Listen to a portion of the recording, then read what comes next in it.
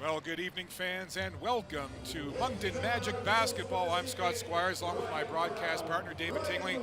And David, the first time that the Moncton Magic have seen their home court in quite literally 3 weeks. 3 weeks ago, on December 8th, the last home game for the Moncton Magic here, they played the same St. John Riptide team, and it was a back-and-forth affair. The Moncton Magic won 104-93, but again, it should be another great matchup here with these two provincial rivals. And look at the crowd that showed up for it. Biggest crowd of the season here in Moncton, easily. And yeah, this is kind of the last two games these teams have met.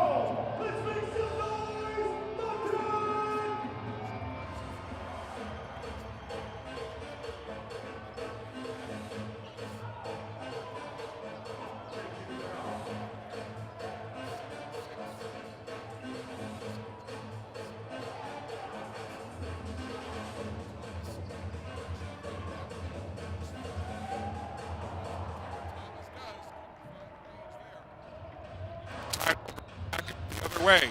Very patient first possession from the Magic. Swung it side to side. That's what you're going to see a little bit tonight, trying to wear down this Riptide defense a little bit. Gabe Freeman, Mr. Everything for this Riptide team, takes it in against Denzel Washington. It looks like Washington's going to be called for the foul, his first, and that's going to send Gabe Freeman to the line. So it's only a matter of time before you start calling him Denzel Washington. Now that you've put it in my head, absolutely. I know, right? He's as good looking as Denzel Washington as well, I'll tell you. Look at that haircut. Yeah, Denzel's going to be matched up one-on-one with Gabe and Gabe Freeman. And the other night, Riptide in their game down in Cape Breton really got bogged down and had to go to that Gabe Freeman post-up, go one-on-one ISO game. And it didn't work out for them very well, but they earned 2 points in their first possession tonight.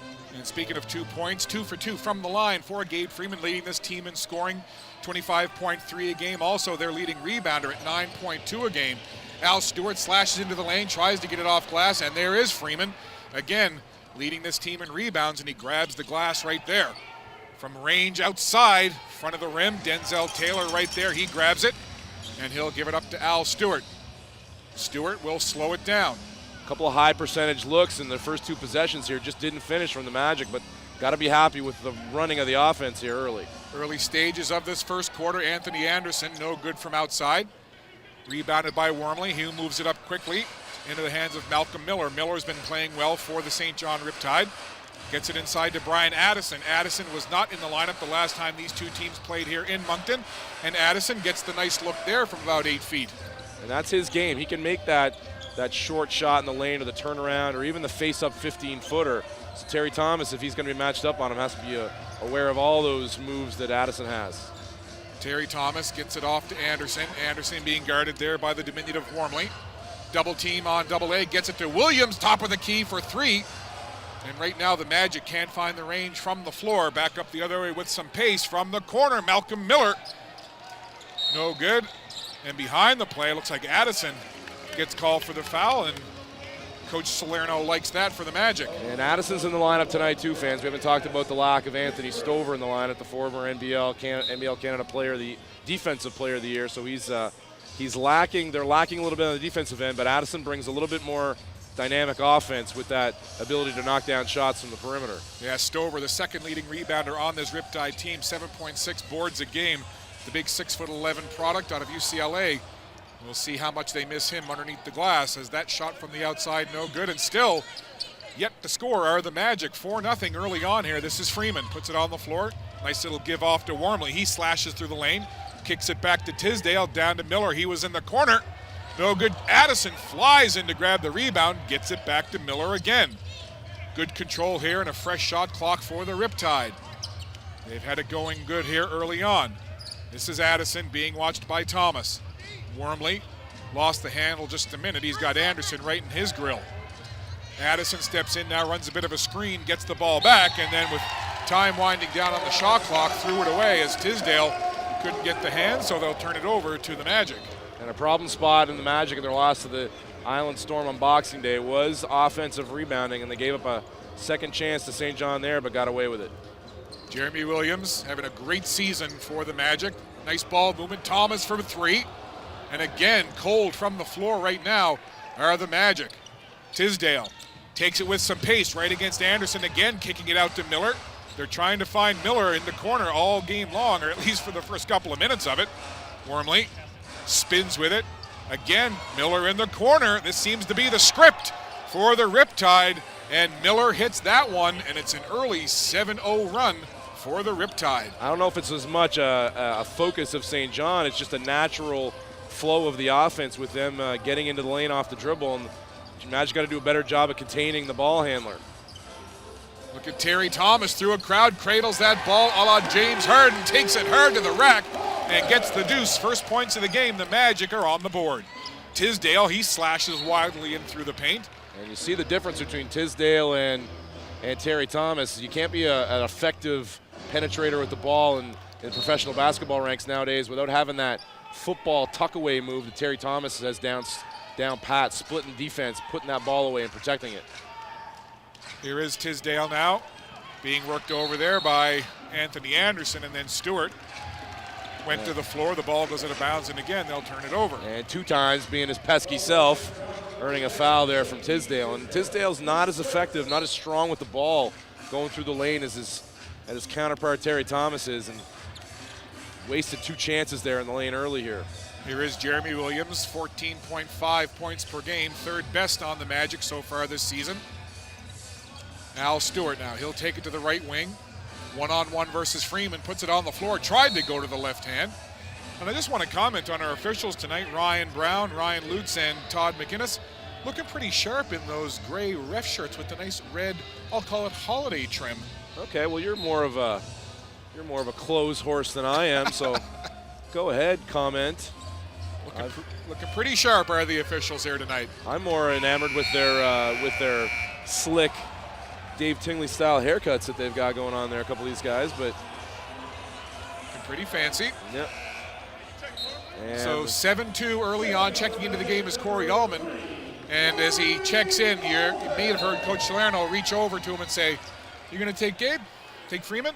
Yeah, I'm not sure if that's a great matchup here on this end, but we'll see how it works out. But at the other end is where he was a master the other night on the island, and we'll talk about that as we go through this game, his performance. So Riptide can't hit from the outside. Anderson now will slow it down as he brings it up now and gets ready in the half court. 13 seconds on the shot clock. Anderson being watched by Freeman, and Denzel Taylor comes in and puts a shoulder into him, and that's going to be a foul on Denzel Taylor. Yeah, and Denzel's got to know. Anthony was very patient there and let him set that screen. He's got to know he's got to get square. If he goes shoulder to shoulder and lean in, that's going to be a foul call every time, and he's out after 2 quick ones. So Terrell Baines will check into the game now. T. Baines wearing number 0. So he's out there, and again, Corey Ullman checked in just a couple of minutes ago, and I know you touched on it, but we'll get more to his hot shooting the other night from 3 against the Storm. Here's Tisdale. Steps into Williams, ball rolls around the floor, cheeky little pass to the corner, feeding it into the paint and going hard to the rack are the Riptide. And right now, the Riptide not at all shy about taking it hard to the rim against the Magic. And a couple of difficult finishes from Brian Addison in the lane, and he's pumping some fictional iron there as he walks himself to the free throw line. But the Riptide are just doing a much better job of penetrating in the lane and creating opportunities in there. Magic settling for perimeter shots for the most part. So Addison can't hit the and one. 9-2, 7-point lead here for the Riptide. 6:46 to go in quarter number 1. Baines, fresh into the game, gives it off to Ullman. The DC sniper gives it off to Jeremy Williams. Williams, being watched there by Tisdale, goes up over the top of Tisdale to Thomas, And coming in with the Mutombo-like finger wag is Brian Addison saying, not on that trip, my friend.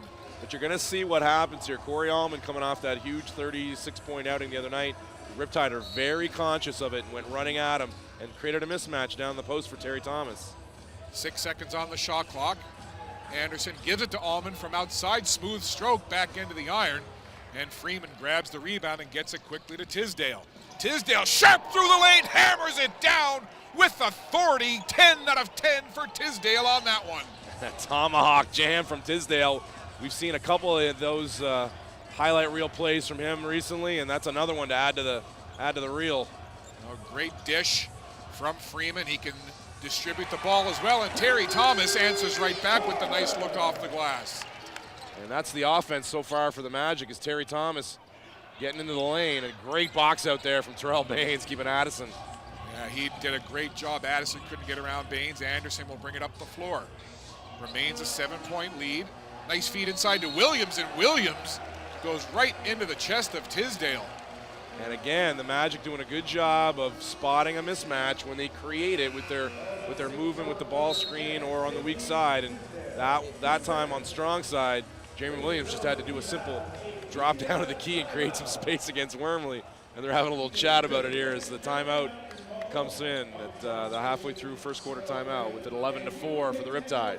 So we've got that immediate timeout. Tisdale picks up his first foul, and just before the timeout, it appears that Marique Isom, or Mo as he's known to his friends and teammates, will be checking into the game after this one. And we saw Mo Isom in the game back on December 8th, and he looked good and was able to actually hit some good shots from outside, so we'll see what he brings. But the last couple of games, though, the two guys off the bench that depend on it, and the Riptide are a little thin, not just with Anthony Stover being out, but with other guys, and they're a little bit thin on that bench, and they rely on him and Aaron Redpath to make shots, and they've lost the last two since that Magic appearance, and that's been a big telltale sign. 12 for 42 in those two games for those two. Yeah, the last couple of games, as you mentioned, two losses. 107-101 defeat to the Island Storm at home in St. John, and then in Cape Breton on Boxing Day, a 10-point loss, 98-88 to the Highlanders. So the Riptide looking to get back in the winning column here. And that was after a 20-point second quarter lead. Nearly 18, I think, was what they maxed out at in the second quarter down there on the island. But their offense just deflated completely. The Island Storm did a great job denying on the wings and going under screens and making guys like Horace Wormley shoot the ball. And Horace Wormley, almost a 50% three-point shooter last year, which is an absurd percentage. And this year, in the 30s still and cold, you got to think that's going to come around if you're a Riptide fan. Horace Wormley from the perimeter. Well, there's one thing that this Riptide team can do. If they get in the zone, they can score. Their max points on the season, 118. They scored that last month at home against the St. John's Edge, and when they beat the Edge 118-114. So we know this team can score. And right now, they are leading by 7, and a good test defensively for the Moncton Magic. And it's interesting, talking to the Magic, as much as you know that they've got offensive firepower, the one thing that the Magic seem to talk about all the time is their prowess and how proud they are of their team defense. And that's really been what's been their successful end of the floor so far this year. I mean, their coaches talked about it a lot, how they're searching for consistency. And again, tonight so far, you've seen that. They've gotten shots that they want and missed them, and they've forced some shots and missed them. And they've just got to find that balance. And Corey Allman intentionally, Coach Salerno getting Corey Allman minutes, whether he's making shots or not, I think is a concerted effort to try to make sure his best offensive players are on the floor more often.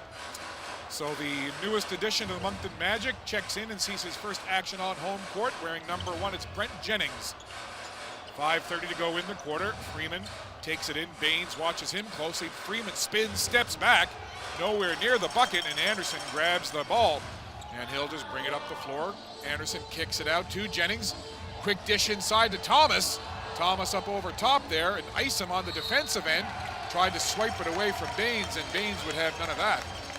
But you see the flash of skill that he's going to bring to the squad, Brent. He's lefty, which for some reason is always awkward for guys to guard. There's so few left-handed basketball players. It's just a thing. It's a mental thing. It's difficult. Just makes him a little bit more difficult to guard, and he can put the ball on the floor, and he can create. And he's a big body, so he's a ton to deal with when he does put the ball on the floor, and he can also make shots. It's something that it's going to make life easier for all the teammates around him. In that loss on Boxing Day to the Island Storm was a pretty good debut for Jennings. He played 23 minutes, had 14 points. Got the ball in his hands now, steps back against Freeman, and there is that lefty stroke. Couldn't find the range, and coming away with it now is Malcolm Miller. 5-point advantage for the Riptide here, under 5 minutes to go, 4:57 on the clock, quarter one. Here is Redpath, kicks it out to Freeman, thought about the shot, takes it to the floor instead, and gets that nice floating, running, underhand scoop shot to go. Many ways that 25 in blue can score, and Freeman showed you one there. Yeah, and that was a terrible closeout there that led to that easy right-hand layup and no help as well. So a little bit of communication issue on that end of the floor on that possession for the Magic. Allman tried to feed it inside to Thomas. And we're to see now who it went off of last. It's going to be Magic ball. 4:33 left, 9 seconds on the shot clock for the Magic. Anthony Anderson to inbound. Gets it to Baines. Jennings out at the top of the key, but it's Allman who spins around and will take the ball. Freeman out on him once again. Corey puts the hand into him, tried to get the right-hand runner to go as the shot clock expired. And the Riptide are going to say the shot clock did expire, so regardless of the shot miss or not, it's Riptide ball. Now in situations like this, it's the defense. We talked about the defense, and the Magic are remaining positive here because they know they can lean on their defense in situations like this where the offense is, in this case, off to a very slow start, but only 13 on the board for the Riptide with 4 minutes left in the first quarter. Malcolm Miller for three, banks it off the back of the iron, and Malcolm Miller continues to have a very hot hand from outside, and I think his teammates now know it. They have no problem giving him that shot, and he's been able to find wide open looks for the most part. Here's Thomas now. Miller with a hand in his face. Thomas no good. And still the Magic quite cold from the floor, warmly. Well, they're making things difficult on themselves by forcing up tough shots like that. That could have been another pass or two, swing the ball again. Terry Thomas might have got the ball back with an easier shot. Miller into the corner, good ball movement. Redpath fakes the shot, got Anderson to commit defensively, and then just steps to his left, and the smooth jump shot goes, and Coach Salerno not liking this as he has seen the lead now for the Riptide balloon to a baker's dozen, 13-point the lead, 19-6. No sooner the words out of my mouth that the Magic are not going to panic and rely on their defense here to get them through a rough spot. Bang, bang comes the three-pointers from Miller and from Redpath, and we talked about the importance of Redpath and Isom, and that was a very difficult three with the shot clock running down. A couple steps behind the three-point line with Anthony Anderson's hand right in his face. Well, we've seen a couple of instances where the Riptide have taken it strong to the basket, but they seem to have found a lot more success with those pretty much uncontested open jump shots from well outside. We got lots of cliches we can hang our hats on as announcers, and one of them is it's a make or miss league, and every basketball commentator in every league can say that. But I mean, 7 for 14 versus 2 of 14 right now, and not dissimilar shots in some ways. They've made some, St. John's made some contested threes. The Magic has missed some contested threes, but when you're not making, it's time to try something else. And I think that's what Coach Salerno is talking about here. We're not going to revamp our offense, but let's talk about shot selection a little bit. And maybe that first initial 10-second into the shot clock contested jumper, we can pass that one up and move the ball around a little bit and make the Riptide work a little bit, at least at that end of the floor. Well, you mentioned the numbers from the floor with 3:31 to go. Right now, the Riptide 3 of 7 from outside the arc, and the Magic 0 for 4. Yeah. So coming out of that timeout, we'll see what the Magic can do here. Allman for 3, and I think Freeman thought he got all ball, but he's going to get called for the foul as Freeman came out right away and got right up into the face of Allman. And again, Freeman has walked all the way down to the other end of the court. Freeman thought he got all ball, but apparently he got more hand or wrist. No, that was pretty clear. It was a lot of hand and wrist on that one, and Gabe can talk himself into trouble here. Can talk himself into trouble with the refs. He's not talking himself into trouble with us, although he's trying. He's trying. He walked by our broadcast position here and he said, "Tell him on the mic they don't want me to play tonight." Actually, Gabe, we love having you play. But he's fouled out. He's gotten himself in a position there where he's gotten. Look, Gabe plays at one speed and with one intensity, and it's high. There's no doubt about it. But he's got that tendency to get to let that frustration build up a little bit, and he wants to channel it into intensity, but it goes over the line a little bit, and he can get himself one or two extra touch fouls that, I mean, he's had a couple of DQs late in games recently, and that's a problem. So 2 fouls on Freeman. He got quite a chuckle from the crowd behind us here when he came by and tongue-in-cheek with a grin on his face made that comment to us here, all in good fun. He's a polarizing player, no doubt about it, very talented, as Redpath tried to work the alley-oop with Isom, but lots of alley, just no whoop on the other end. So 3:09. And a byproduct of that new kind of offensive wrinkle that Coach Salerno's thrown in is getting AA more minutes at the point guard spot while Corey Allman's playing the 2. Terry Thomas, Addison, watching him. Thomas just calmly steps back. Thomas hasn't found that range from outside yet, but a great job by Williams. And look at that, bing, bang, ping pong play. And Terry Thomas goes down to the floor hard, but gets the bucket, but he is still on the floor. But what a sequence there. Follow the bouncing ball, and it was Terry Thomas who ended up getting it and putting it into the bucket, and he is now on the floor, and some concern from the Magic, not the least of which Coach Salerno, who was walking over to check on his very talented Canadian player. Now that was the old just like they drew it up play. Bank it off the defender right into the hands of Terry Thomas. He takes it to the hole, and no one goes harder than Terry, and no one has to scrape his bones and skin off the floor as much as Terry Thomas in this league. He hits the floor as much as anybody. So Thomas gonna come over and get a bit of a breather, kind of regroup. Al Stewart back into the game for the Magic, but that's the kind of play, that's the kind of energy that Terry Thomas brings, and that's the type of play and that's the type of energy that can help swing momentum for this Magic team. We'll go cliche number 2 of my broadcast tonight. The man is a professional scorer. Well done. Thank you. I'm going to keep score right on my paper. That's 2. I've got my list of cliches. I'm going to run through them all. So he just knows how to put the ball in the hole, and he's gotten a lot better with his perimeter shot. He struggled the other night in Island, and he hasn't made anything tonight from the perimeter, but that's been more consistent. It's opened up those driving lanes for him even more this year.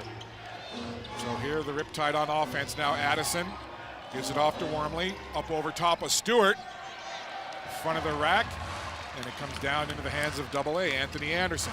Quick little stutter step, half a Euro step maybe to the corner for Allman, and Allman can't get that hot shooting range right now. Morty goes to the left hand, and Jennings over top of him, and Morty looks like he'll go to the line.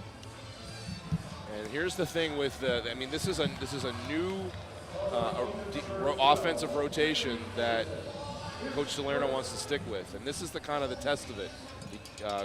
Corey Allman came out, drained 8 threes on the island, 36 points. He's 0 for 2 at the start. What you don't want him to do is stop shooting. You don't want Corey Allman to stop shooting. No one works harder on his jump shot than Corey Allman. We talk about how he gets into the gym, and we've heard from all of his teammates. He's in there throwing up 1,000 jumpers a day. The man is a professional jump shooter, and that shot's gonna go consistently. You just can't give him a couple shots and then take him off. And the guys, I think, have confidence in him. They're gonna keep feeding him. So points from the line have the Riptide now up by 11. Here is Allman. Gets it to Jennings. Jennings gets the defender into the air, takes it strong to the bucket, just couldn't get it to go. A great move initially, and a nice charge to the rack, but just couldn't get the bucket. And Horace Wormley was brave and stepped in there, and just the fact that he was there, a body, kept Jennings from being comfortable with the finish. Smart little dish from Wormley, and Morty contorting his body midair gets that tough-looking shot to go. Yeah, the difficult ones haven't gone for the Magic so far, and they have for the Riptide. Back to a 13-point lead, 1:26 to go. Anthony Anderson in on Morty, gives it off to Jennings. The southpaw can't get the stroke there, and it comes down into the hands of Morty, and Jeremiah Morty will just bring it up the floor now for the Riptide. He'll take it strong into the hoop. Challenge there, got the shot away. Comes down to Al Stewart with some pace. Anderson bounce pass to Allman for 3. Back of the iron, rebound by Jennings. Fresh shot clock, under a minute to go. Jennings now from the corner, needs it, gets it, and the crowd loves it. Ooh, and you can hear the collective phew from the crowd when that one went through. Lots of good shooters taking open shots, and that's the first one that's gone down. Breaks the schneid for the Magic from the three-point line. So crisp ball movement, nice stroke from Jennings. And now back the other way. Morty rolls it around and gets it to go. Morty not really known as a three-point shooter and had a good defender right in his face, but made it anyway. Kind of the story of the first quarter so far. Here's Al Stewart now. Falling away, gives it off to Jennings. Jennings goes behind the back, cheeky little move, gets it to Williams, goes off into the bucket there. So nice ball movement again, and I'm not sure if I'd even try that move with no defenders around me, let alone with a double team. Yeah, that was gorgeous, and that's a good example of a guy with as much skill as he has, making things easier for guys around him. That was the easiest bucket Jeremy Williams has had all year. Here's Wormley now, goes into a crowd up against the much taller Williams. And the shot clock expires, as does the quarter. So the first quarter comes to an end, and a very good one for the road team, the St. John Riptide. And it's not dissimilar to what we saw in the first meeting of these two teams back on December 8th, right here at the Coliseum. Absolutely, a little lineup tweak in the second quarter with some new blood in the lineup for the Magic. Got a run going towards the end of that second quarter, and then of course the third quarter was just a massacre here for the Magic. But you can't rely on stuff like that to happen with a team as good as the Riptide. But one thing that sticks out for me from that first quarter was how much worse it could have been. The Magic made nothing. The Riptide made a lot, and this is something that everything kind of reverts itself back to the mean in this game at some point, and that's why the Magic, I mean, they did a pretty good job defensively. Riptide just made some shots, and you got to just keep your head down and power through these slow spots, and I think the Magic did a pretty good job of that. I mean, to be down 11 here after as poorly as they shot the ball is not a terrible outcome to that first quarter. Yeah, for the most part, if you take a quick glance down the statistical story from that first quarter, rebounds, points in the paint, turnovers, pretty even. The big difference, as you said, it was shooting percentage. The Riptide hitting 9 of 18 for 50% from the floor, including 4 of 9 for 44% from outside the arc, and the Magic on the other end of it, a paltry 22.7%, only 5 of 22 from the floor, and 1 of 8 for 3. That's not going to get it done in this league. And I don't think that Joe Salerno wants them taking 8 threes a quarter. I think that's the other part of it. I think you got to talk about, listen guys, those shots are there, but do we need to be taking them all the time? And I think that a little bit of lesson there from that last move from the newcomer Brent Jennings, getting himself into the key and creating an easy opportunity from Jeremy Williams. That's got to be your blueprint here going forward. Leading scorers for the Riptide through the first quarter. Jeremiah Morty with 7, Malcolm Miller with 6, Brian Addison and Gabe Freeman with 4 apiece for your Moncton Magic. Terry Thomas with 6, Jeremy Williams with 4, and the newcomer with that 3 ball, Brent Jennings with 3 points. So a good first quarter for the Riptide, 26-15, 11-point lead. We get ready to start the second quarter here. Tisdale will inbound the ball for the St. John Riptide. Scott Squires, my broadcast partner David Tingley, and our NBL Canada crew. Glad to have you with us here, watching live via the Moncton Magic website, as well as on 5 TV1 for 5 customers in Atlantic Canada on Channel 1. Glad to have you with us wherever you're tuned in tonight. Here's Isom. He can hit from there. Couldn't get that one, and Williams gobbles up that rebound, showing what he can do on the boards. Williams brings it down now, gives it off to Al Stewart. They work it around the perimeter. Here is Jennings now, puts it on the floor. Good handles there as he takes it in, tried to scoop it up. I think he might have drawn the foul on Isom. Isom's kind of looking, going over what, me?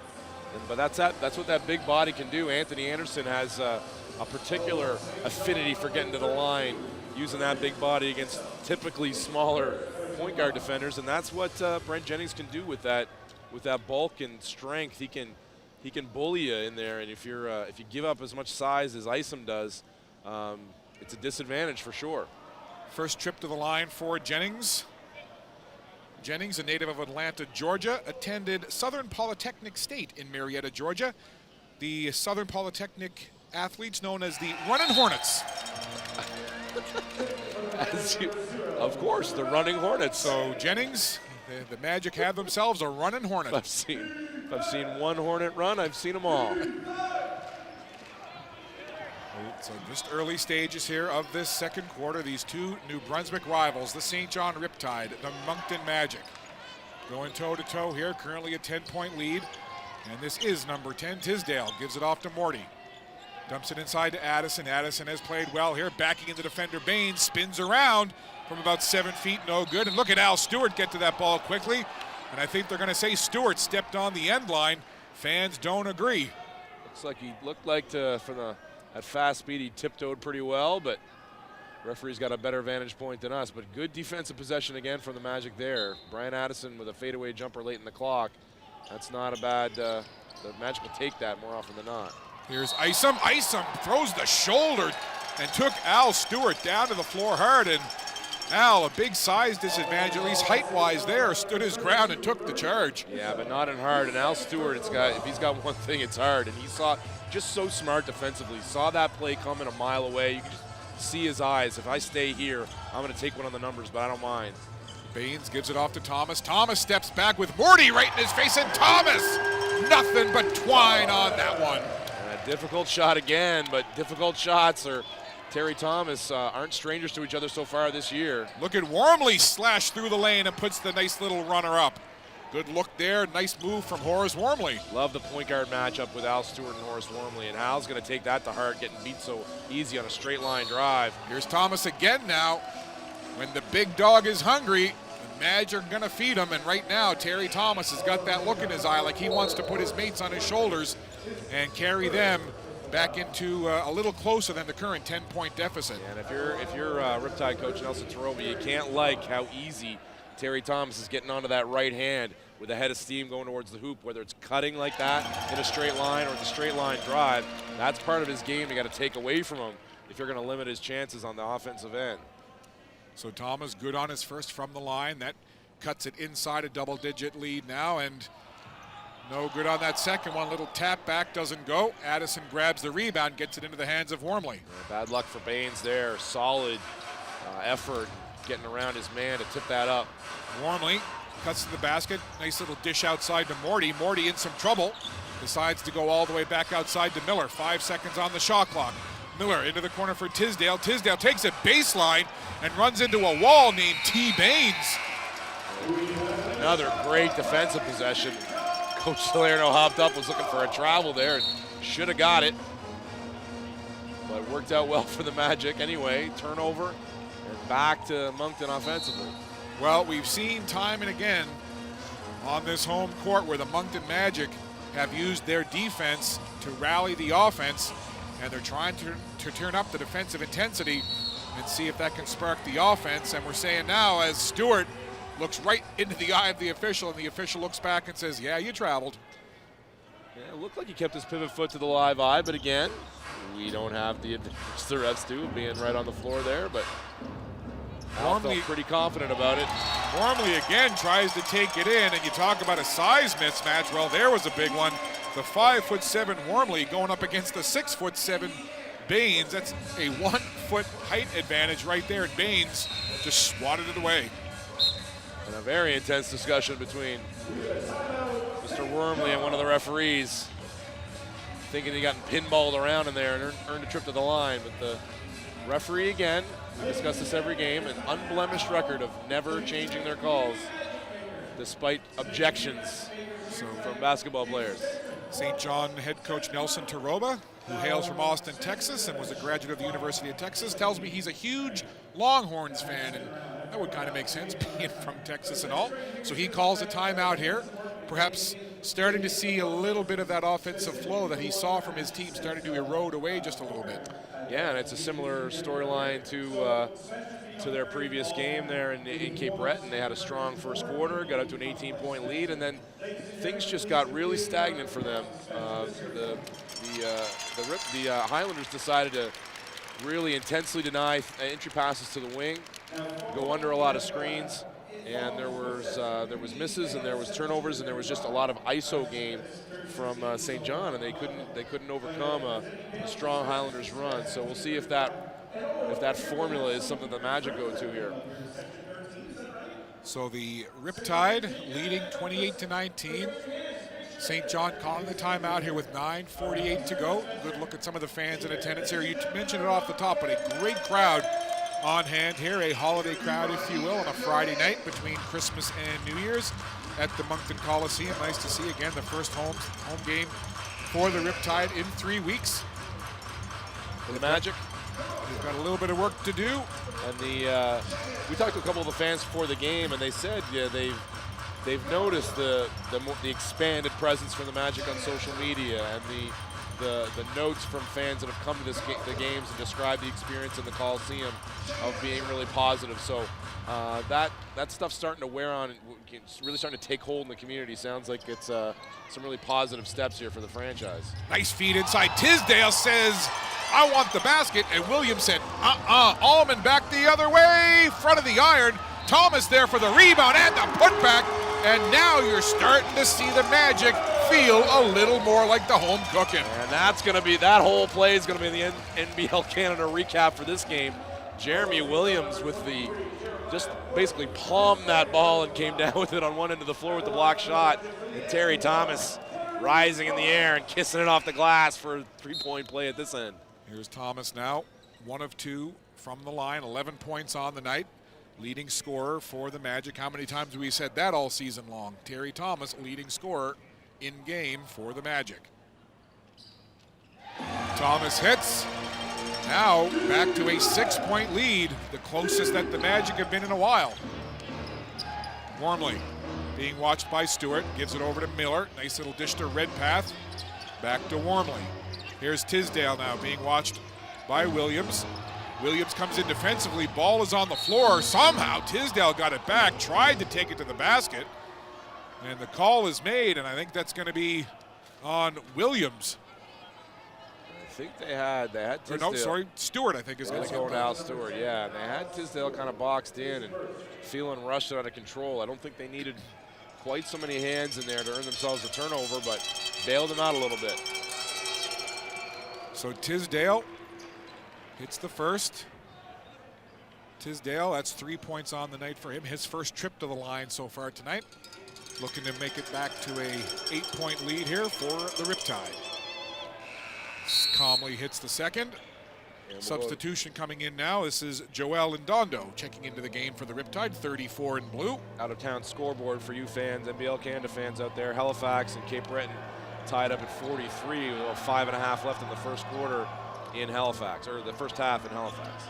Here's Terry Thomas. Tisdale out on him. Baines comes over to give some help. Bit of a double team. Thomas all the way cross court to Stewart. Stewart takes it into the paint, back outside to Thomas for 3. Rolls around the rim. Redpath there for the rebound, and it rolled around Redpath's arms and into the hands of Baines. But I think we're going to get the foul, and it's going to be Riptide ball. And Baines with the first foul of the game for him. And again, the Magic are trying to be really tough with that ball, make the Riptide put it home and earn their possessions. And they're getting called for quite a few of these reach-ins here and get a little frustrated, but the effort's definitely there. The intensity's picked up, and it's trending in the right direction here in the building from a momentum perspective if you're a Magic fan. Under 9 minutes to play. Riptide continuing to lead. They have led the entire way in this one. Here's Redpath. Quick little dish into the corner. Tisdale fakes the shot twice. Williams doesn't bite. Stays on him. Tisdale through a crowd, and Williams again denies him. Williams is not having any of what Tisdale is offering. Here's Anderson now. Tried to get it back to Baines, and Tisdale defensively answers right back. J.D. Tisdale behind the back against Williams, and Williams again standing his ground defensively, but I think he's going to draw the foul. And what a couple of matchups in the last few sequences we've had between Tisdale and Williams. That is much more J.D. Tisdale's game, that open floor, being able to create that half court. He's not dynamic enough with the jump shot to make putting the ball on the floor be that effective right now, at least. So he's much more effective in that open floor, but Jeremy Williams really does have something to complain about. That looked like a really beautiful, clean block from this angle, but referee felt that he bumped him down low. Tisdale, 6'5" guard, 190 pounds, hails from Flint, Michigan. And they say they bring him tough in Michigan. Michiganites, I think is what they're called. Yeah, the Flintstones there, a big part of the Michigan State Mateen Cleaves year there, where they won the NCAA championship for Tom Izzo, and those guys were all from Flint and called themselves the Flintstones, so there's a lot of pride in basketball in that area for sure. 8:25 left to go in the half. Back to a 10-point lead for the Riptide. Here's Anthony Cox, first time into the game for Anthony.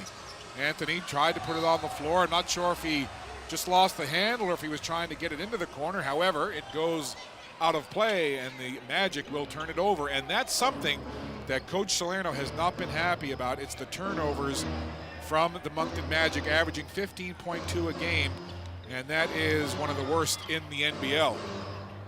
And it was interesting after that turnover how he didn't talk to, he didn't shout at Jeremy Williams, he didn't shout at Anthony Cox, he shouted at Anthony Anderson, run the play. Here's Thomas now trying to run a play. Gets it back to Anderson, goes in against Tisdale, dishes to Stewart.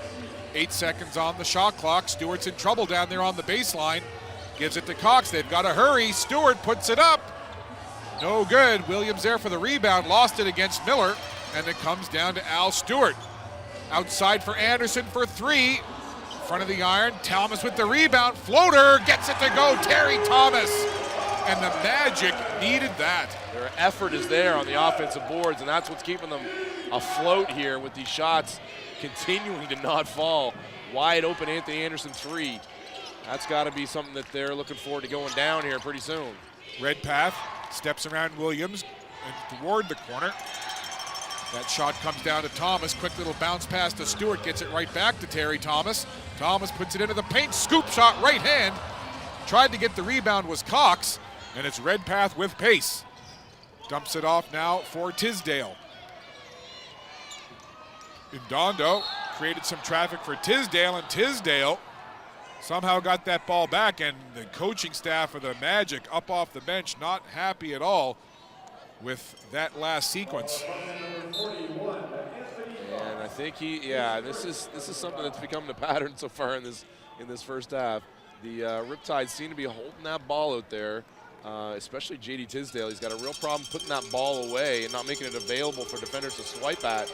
Now he's earned himself some trip to the line, but the Magic have felt each one of these trips in the line has not been earned. So Tisdale, 4 points, 2 for 2 in his only other trip to the charity stripe. Crowd on him, but Tisdale calmly hits, and now the lead a dozen, 34-24. 6:45 to go here in this first half. This is Cox. Al Stewart being watched by Wormley. Little dish inside now to Williams. He goes all the way back outside. Al lost the handle, gets to it just in time. 5 seconds on the shot clock. Al puts it on the floor, takes it strong, and again Addison with the finger wag. And that time it was right in the face of Stewart after he swatted it. Wormley thought about the shot, puts it on the floor instead. High floater, well up into the air, and Wormley, almost a circus-style shot there, gets the bucket. And what's stuck out a little bit here on the defensive end for the Riptide is how they've been able to affect shots from the Magic in the key, missing Anthony Stover. Addison stepped up. Here's Anderson taking it in against Addison. Yeah. And now Malcolm Miller complaining to the referee. And Coach Tarova's got something to complain about there too. So that's the second foul on Addison, and I know that the Riptide are missing the 6'11" Stover, but Addison at 6'9" gives away 2 inches to Stover, but Addison very long. Yeah. When he gets in position and gets those arms up, he is very, very long on the defensive side of things, and he's been creating problems in the paint defensively for the Magic. Yeah, and it's got to be a situation where if you're Al Stewart, you got to know kind of you're rising up in the key against, at least in these last 2 situations, 4 defenders. And whether it's a matter of him coming to a 2-foot stop and kicking it out, or Magic or his teammates making themselves available in corners and giving him that verbal cue, hey. A little better communication there and that penetration there, and that might help the Magic here going forward.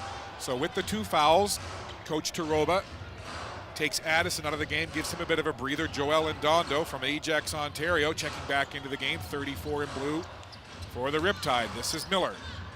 Miller, nice little spin there, steps back and gets the shot to go.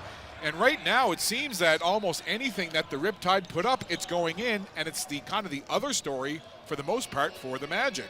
Yep, just not finishing at the rim, and the Riptide are, but they're getting more opportunities in that painted area too. Kind of like little stutter step gallop through the lane, and Cox there for the rebound putback.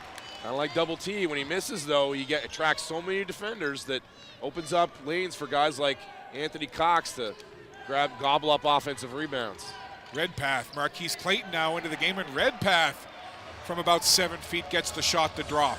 And those little floaters in the key over outstretched hands are really working well for the Riptide here. Not that shot blocking without Timmy Mitchell inside. Shot blocking a little lacking for the Magic as well. Less than 5 to go from the corner. The shot is hit, and it's the newcomer Jennings who strokes it. Such a pretty stroke, and he's not a real rise and fire guy. He's not a Skywalker, but he's strong and a quick release. Good hands there by Jennings, forces the turnover. Clayton now from the corner. That would have been huge. Thomas tried to get the rebound, but it comes down to Miller. A little scoop to Redpath. Takes it baseline against Cox. Gives it off to Indondo. Indondo right there. Couldn't get up high enough for the jam, but he gets the bucket nonetheless. Pretty baseline move from Redpath. 4:13 to go. Thomas tried to go in against Indondo. 42-30 is the score. 12-point lead for the Riptide. If you'd taken a picture right when that whistle was blown, when Terry Thomas got into the lane, you're going to see the story here of the Riptide defense. So far, 5 guys with 2 feet in the key when Terry Thomas got in there. They're not respecting the Magic shooters right now, and the Magic aren't going to get that respect until they start knocking down some outside jumpers, and it's got to be somebody apart from Jennings, who's really been the only guy to make anything from out there so far. So a bit of a discussion here now. We've got the referee coming over to check with the timekeeper's table. So they wanted to adjust the shot clock. 16 seconds on the shot clock. Clayton to inbound. Gets it to Thomas. Thomas cross court to Anderson. Top of the key for Jennings. Jennings takes it strong. Nice dish to Denzel Taylor. And Taylor couldn't get the shot to drop. And again, good ball movement, nice execution. Just can't get the finish. Yeah, Jennings with a great setup there. And Denzel's got to finish that every single time. Redpath now into the corner. 10 seconds on the shot clock. Corner 3. Nothing but iron there. Clayton with the rebound. Miller has not been shy about putting it up from distance for the Riptide. There, Terry Thomas, nicely to the right hand and off glass. It almost looks like it should be, almost looks too easy with Terry Thomas at times. He's just got that explosive first step, and and he just rocks you back on your heels, and it's tough to contain. And he's and Terry, once again, keeping him in it. Well, again, Terry Thomas, 23.3 points on the year, leading the team. 7.2 rebounds a game, tied with Jeremy Williams at that number for the league on the team. We saw him get the ring for being the best Canadian in the NBL last year, and nothing to this point in the season would lead us to believe that he won't be the best Canadian in the NBL again this year. No, I mean, it's not a close race really right now with Terry, and right now, I mean, 18 for Terry. I mean, the next closest guy is Brent Jennings off the bench with 6. Do you think these guys knew that they were going to be doing YMCA to the Village people before they got to this game? I think they counted on it, in fact, Scott. By the look of those guys. I think that might be the YMCA section down there to our right. Good sports down there. Great to see. A nice crowd on hand here at the Coliseum, and it's great that wherever you're tuned in that you're able to watch this broadcast via NBL Canada TV. Whether it's through the Moncton Magic website or the NBL Canada site, or for 5 customers in Atlantic Canada on Channel 1. But we said it before, we'll say it again. If you have a chance to come out, not only to the Moncton Coliseum, to any of the venues where these NBL teams play their home games, get out, watch the games. These are professional players. They are players that are, in some cases, only a step or 2 away from playing either G League or even sometimes the NBA. There's there's only so many spots at that level, but some very good basketball. It's a family-friendly environment, and it's just a great experience overall to come out and watch these games live. Some of the most entertaining basketball games I've watched all year have been in this league, on par with the NBA, from a pure entertainment standpoint. Morty for three.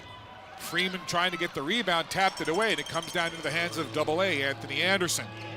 Anthony calmly brings it up the floor, goes in against Morty, and Anthony Anderson, not the most colorful, pretty-looking shot, but it works. Speaking of making things look too easy, Anthony's been making that shot look too easy for going on 15 years now. Under 3 minutes to play, 2:52 to be exact. Anderson out on defense there, and Wormley lost his balance and tried to keep it there underneath the weight of two defenders, and Wormley calmly talking things over with the defender, or excuse me, with the official about the defender. Really good defense there from Denzel Taylor, forcing a near turnover. So here is Wormley now. He's been effective. Little back pass to Freeman, and Freeman, he doesn't average 25.3 a game for nothing. And it's such a nice weapon you can have with you can make that little back pass behind the back and execute it really well the way Wormley just did. Anderson trying to get some offensive rhythm there, went up against the double team of Redpath and Morty. And again, a bit of a force up against the double team. If that's not there, he's got to recognize that on the catch on that curl, that he doesn't have the guy in his hip the way he wants him. Got to kick that out and run it again. 2:22, Wormley running the floor as he often does for this Riptide team. Clayton trying to play some aggressive defense and gets it off to Addison, and Addison jams it home, slapped the backboard, and as soon as he slapped the backboard, he got teed up. Yeah, and he's been playing to the crowd a little bit tonight, and this time it bit him a little bit. And the YMCA section there giving Addison a bit of a Bronx cheer down there in the corner. Some great beards down there. Well, you know, they should almost all be wearing plaid with axes in their hands. It's maybe we'll call it the lumberjack section. But again, as we see Anderson taking the foul shot for the technical, forget the technical. The fact that Addison had the flexibility and the agility to slap the backboard all in one motion after he had slammed it before he came back down is mind-blowing to me. I think there's a lot of things that these guys do that are mind-blowing to you. I hurt myself getting out of bed, so you're right. Here's Clayton now getting it to Jennings. Nice ball movement. Jennings gets it right back. Again, Jennings behind the back, steps back for three. Beautiful from the outside. Jennings. Oh, was missing there with some music. Behind the back, step back, smooth three. Little James Harden lefty look to that from the big guy. That's a difficult shot. Here's Freeman now spinning around like a whirling dervish and gets that shot to go. Speaking of difficult shots, against sometimes great offense beats good defense. And Terry Thomas kept him in front of him, but Gabe, again, that's why he scores 25 a game. Well, that last couple of sequences, like two prize fighters going toe-to-toe, and Clayton tried to take it strong, and Indondo swats it away like a mosquito on a hot summer day. Redpath into the corner. Morty chops his way along the baseline. Redpath wide open in the corner. Shot was too heavy, and it comes down into the hands of the Magic. Here's Anderson. Takes it strong against Wormley, and Anthony Anderson will take that two more for AA, and he's feeling it now. He's limping a little bit. He took a shot, I think, a little bit inadvertently from Horace Wormley, but if he's got Horace Wormley on his hip and beats him with that pretty crossover, it is over every time. 45 seconds left to play in the half. Wormley spins against Clayton. Awkward looking shot, scoops it up. A pretty effort there by Horace Wormley. He has been good in this first half. Some of these floaters and spinning shots the Riptide have made from 7 feet and in this first half has just been remarkable. Another one there. Difficult finish from Wormley. Can the Magic cut it to underneath double digits? From the corner, Jennings. No good. Thomas, will he try it? Nope. Fresh shot clock, but only 15 seconds now as the shot clock gets turned off. 12.5 to go in the half. AA is he's certainly not saving his body for the next game against this Riptide in a couple of days. He's throwing himself in there, trying to get himself to the rim. He's doing some chirping with the referees coming off the floor. I'm AA. Give me my calls, he says. So it's an 11-point Not lead. not a direct quote. Not a direct quote. Not a direct quote. You're paraphrasing, Yeah, I of am, course. yes. So 11-point lead for the Riptide, 12.5 to go in the half. Joe Salerno calling timeout. And again, we have mentioned it before in other games, but there's something psychological about that double-digit lead. Right now it does stand at 11 for the Riptide. If somehow the Magic can get a score here on their final possession to get it underneath double digits, again, it's just sometimes those little psychological wins can help push you forward in the second half. Certainly can. And in Halifax, it's gone to the half, and Cape Breton leads down there in Halifax, 56-51. You Highlander fans have to be pleased with the developments recently with that team. I mean, they lose their leading scorer, Hakeem Johnson, and do nothing but trend upward. Their game is rounding into form. This conference, this division of the NBL, I think it's going to be super tight all year. I mean, these are pretty good teams. Not a lot of separation there from top to bottom. Yeah, talking to Coach Joe Salerno on the Magic Time podcast, which you can find links to on my Twitter account at Joesco, Johsco. But he mentioned that. He said, I don't think there's going to be a team in either conference that's going to go, 30-10 or even 25-15. He says, I expect you could see a conference winner be just above 500. Yeah, it's certainly possible on this side. I mean, the Storm at 3 games above 500, and the only team right now that shows any sign of running away with this division. And Anthony Anderson with a deep 3. At the buzzer. Wouldn't have counted anyway. So that wouldn't have counted. The Anthony Anderson 3 ball couldn't find the mark. So 1 half in the books, and the St. John Riptide finish it off by keeping the double-digit lead. It's 11 points at 51-40. So some work to do for the Magic in that second half. And before we step aside for our halftime break, Dave, your thoughts on that first half, first of all, from the home side Magic? Well, the home side Magic is, the story is Terry Thomas. But, I mean, look, even Terry, he's got 16 to lead the squad, but it's on 16 shots, 7 for 16 from the field. So even he hasn't been his normal efficient self. And everybody else, there's just no shots to be had. Al Stewart over 4, Corey over 4, Almond, Anthony Anderson 2 for 8. Jennings has made some recently, but he's 3 for 7. So just the consistency at the offensive end that Coach Salerno is looking for, and he's hoping that comes around with this addition of Corey Almond getting more minutes, hoping that shooting comes around. We'll see if they stick with it. So I think they should. I think that's the squad that you think, especially when Tim Mitchell comes back and gets him that added dimension inside. I think that's the squad getting maximum offense on the floor at all times is going to be what they need, because I think they can rely on anybody they put on the floor defensively. And for the St. John Riptide, I mean, you hear it all the time, talk about playing a good road game. Forget that. They just played a good first half, putting 51 points up on a very good defensive team, the Moncton Magic. Quickly, your thoughts on St. John and what Coach Taroba's team will have to do in the second half to keep it going. Well, the thing you look at there is the balance for them in the first half. Gabe's leading them with 9, sure, but Horace Wormley 8, Malcolm Miller 8, Morty 7, Addison 6, Tisdale 6, Redpath 5. Everybody's contributed, and they're just giving up the good shot to get the better shot. And that's the story of the first half so far. The Magic on one end, a little bit one-on-one centric, a little bit of forcing tough shots early in the clock, and St. John getting out and running a little bit when they can, but also working that clock and using and making those opportunities and making difficult shots in the lane. We talked about a little bit too. Well, the Riptide came out, went on a 7-0 run, got up 7-0. They didn't look back in that first half. They led the entire way, and they are at the break leading 51-40 over the Moncton Magic. I'm Scott Squires. My partner is Dave Tingley.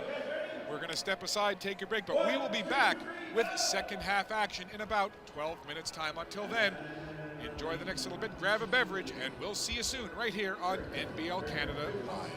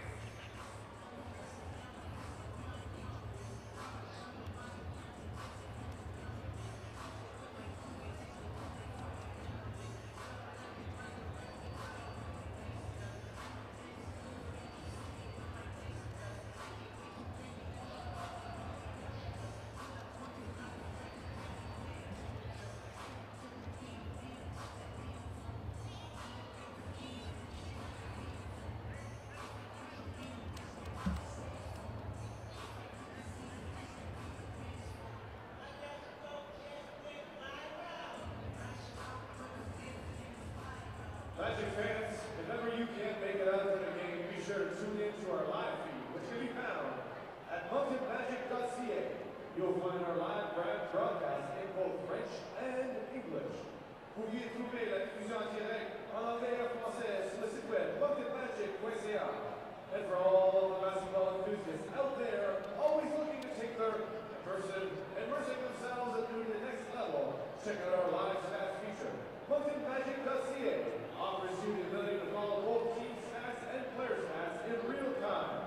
Alors, allez au site web monctonmagic.ca pour voir les projections sur diffusion directe. Visit the website for live stats and when you can't make the game.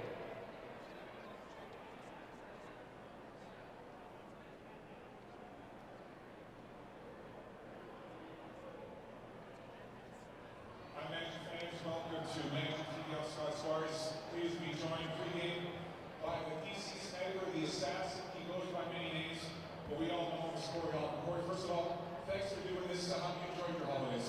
I enjoy it. I mean, you know, it's something you bring away from your family, the loved ones, and my little one. So it was tough, but I was able to FaceTime her and see her, you know, open gifts, and she enjoyed it, so I enjoyed it. Now, I know that you had a tough game on Boxing Day over in Charlottetown against the Island Storm. Tough game for the team, but a really big game for you, your best game of the season. 34 points, 8 of 13 from outside the arc. What was the key for you? I came in the game, my first two looks was very good looks. So I was open, I seen the ball go in, I knocked them both in, and you know, once the shooter, when he scored, you know, scored inside, you see the ball go in a couple times. I mean, it could be a long night, you know, and that's just how it was. You know, I kept getting open look after open look. My teammates minded me in a very great position to score the ball, you know, so it was, you know, my hats off to the coaching staff and the teammates for, you know, our new offense and everything we started to do offensively and finding no question. So, yeah, it was great. It was very good. I should finally get that type of game. I follow you on Instagram, and your post today, something that really stood out to me was your comment about finding consistency. You're finding consistency in your game. What do you think is going to be the key for this team to find consistency in the team game? I think it's just hanging our heads on the defense, man. You know, I mean, I think we kind of had a couple games here, you know, where we slid as far as defensively. You know, we weren't very good as we've been. But I mean, we can be the number one defensive team in this league. And if we put our heads on that, it doesn't matter what we're on offense. You know, we get stops and we get out and running, we're very dangerous. You know, so we got to get to that. Once we get to that, every single game and the energy every single game, I think you'll start seeing. Now, one of the things I see on Instagram is you're always at shot pad, working on your shot, taking hundreds, if not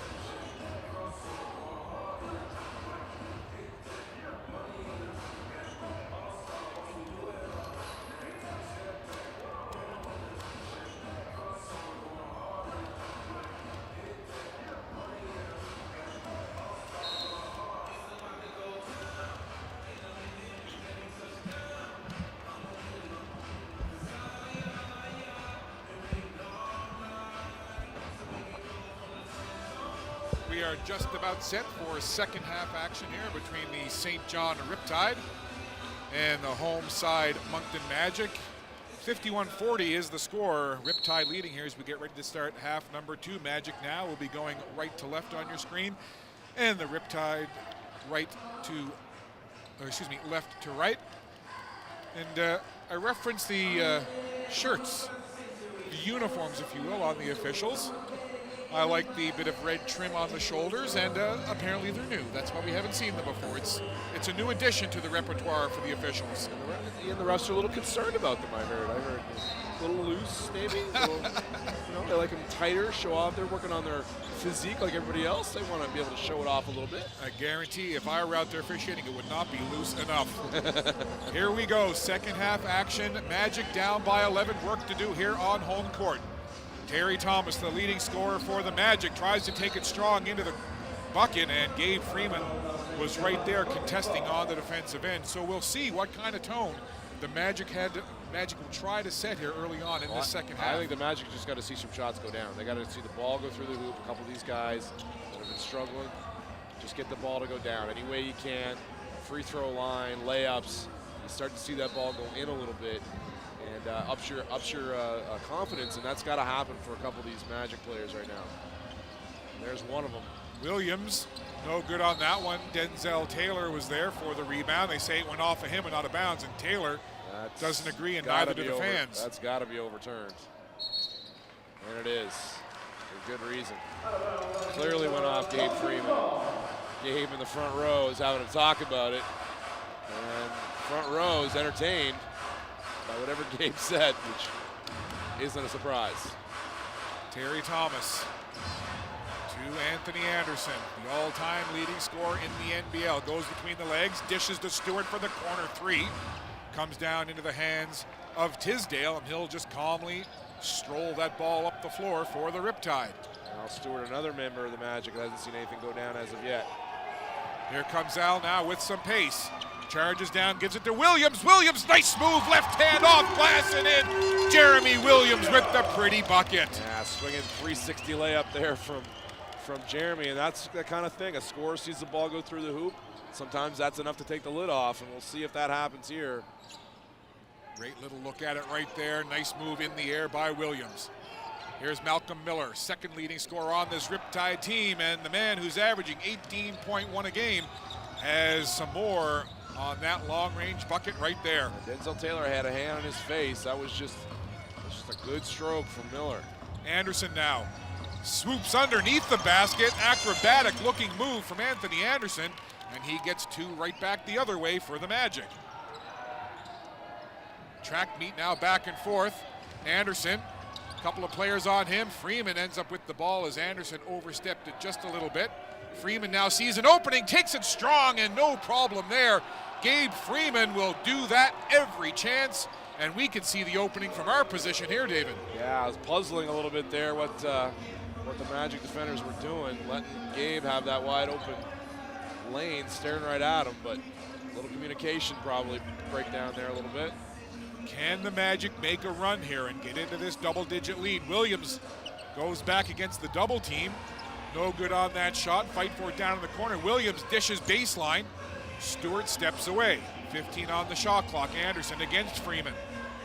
Anderson goes to the right wing for Al Stewart. Dips it inside to Williams. Williams had to get something going with it quickly. Goes up into the air. Wild fight for it. Thomas. 2 seconds on the shot clock. Thomas, no good. Rebound comes down to Al Stewart. And Stewart with Tisdale right over top of him will draw the foul. And Al Stewart, we talk about how quick he is, his defensive hands. He's the third leading rebounder on this team with 6.8 a game. Yeah, he's averaging a career high on the boards for a guy that's a veteran of 7 years in the league and other leagues. This is the most he's averaged in any league at any time. Goes to show he's getting older, but he's in some ways getting better. Well, he's definitely a very high basketball IQ player. Is number 10 in white, Al Stewart. And here's 13 in white, Thomas. Gets it right back. Thomas will just put it up baseline, and Thomas ice cold right now from underneath the basket and outside. And the one thing keeping the Magic afloat is just their effort on this offensive end. They have been maniacs on the glass so far in these 3 minutes. Haven't seen a thing go down But that effort, you can't get down on them for that at least. And that's gonna, if they stick with it, this talented team, it should turn around here before long in the second half. 8:52, Anderson to his left, gives it off to Thomas. Thomas dribbles away from a couple of defenders, gets it right back to Anderson. Was a double team, then it's just Freeman on the switch off. Thomas from the corner, and that will be just what the doctor ordered for TT, Terry Thomas for 3. Yeah, that bailed him out because that wasn't a pretty offensive possession. Really one-sided, just double A and him playing off of each other, but it worked out. They got a miss on an open Gabe Freeman shot. Freeman took that shot quickly. Right back the other way comes Anderson, takes it strong to the basket. Rebound is there, and coming up with it is Morty. He gets it to Wormley. Wormley pushes the pace up the floor. A little bounce pass to Addison. Addison rejected by Thomas, and now it's Al Stewart. Lead pass for Anderson, fakes out Wormley.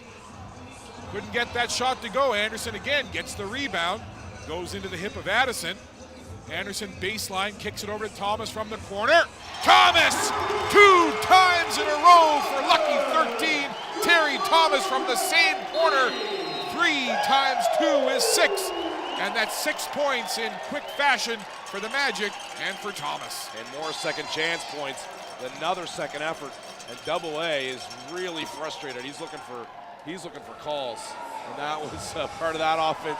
Most of the Magic were celebrating those 2 recent threes from Terry Thomas, and Anthony Anderson getting a scowl on, looking at the referees.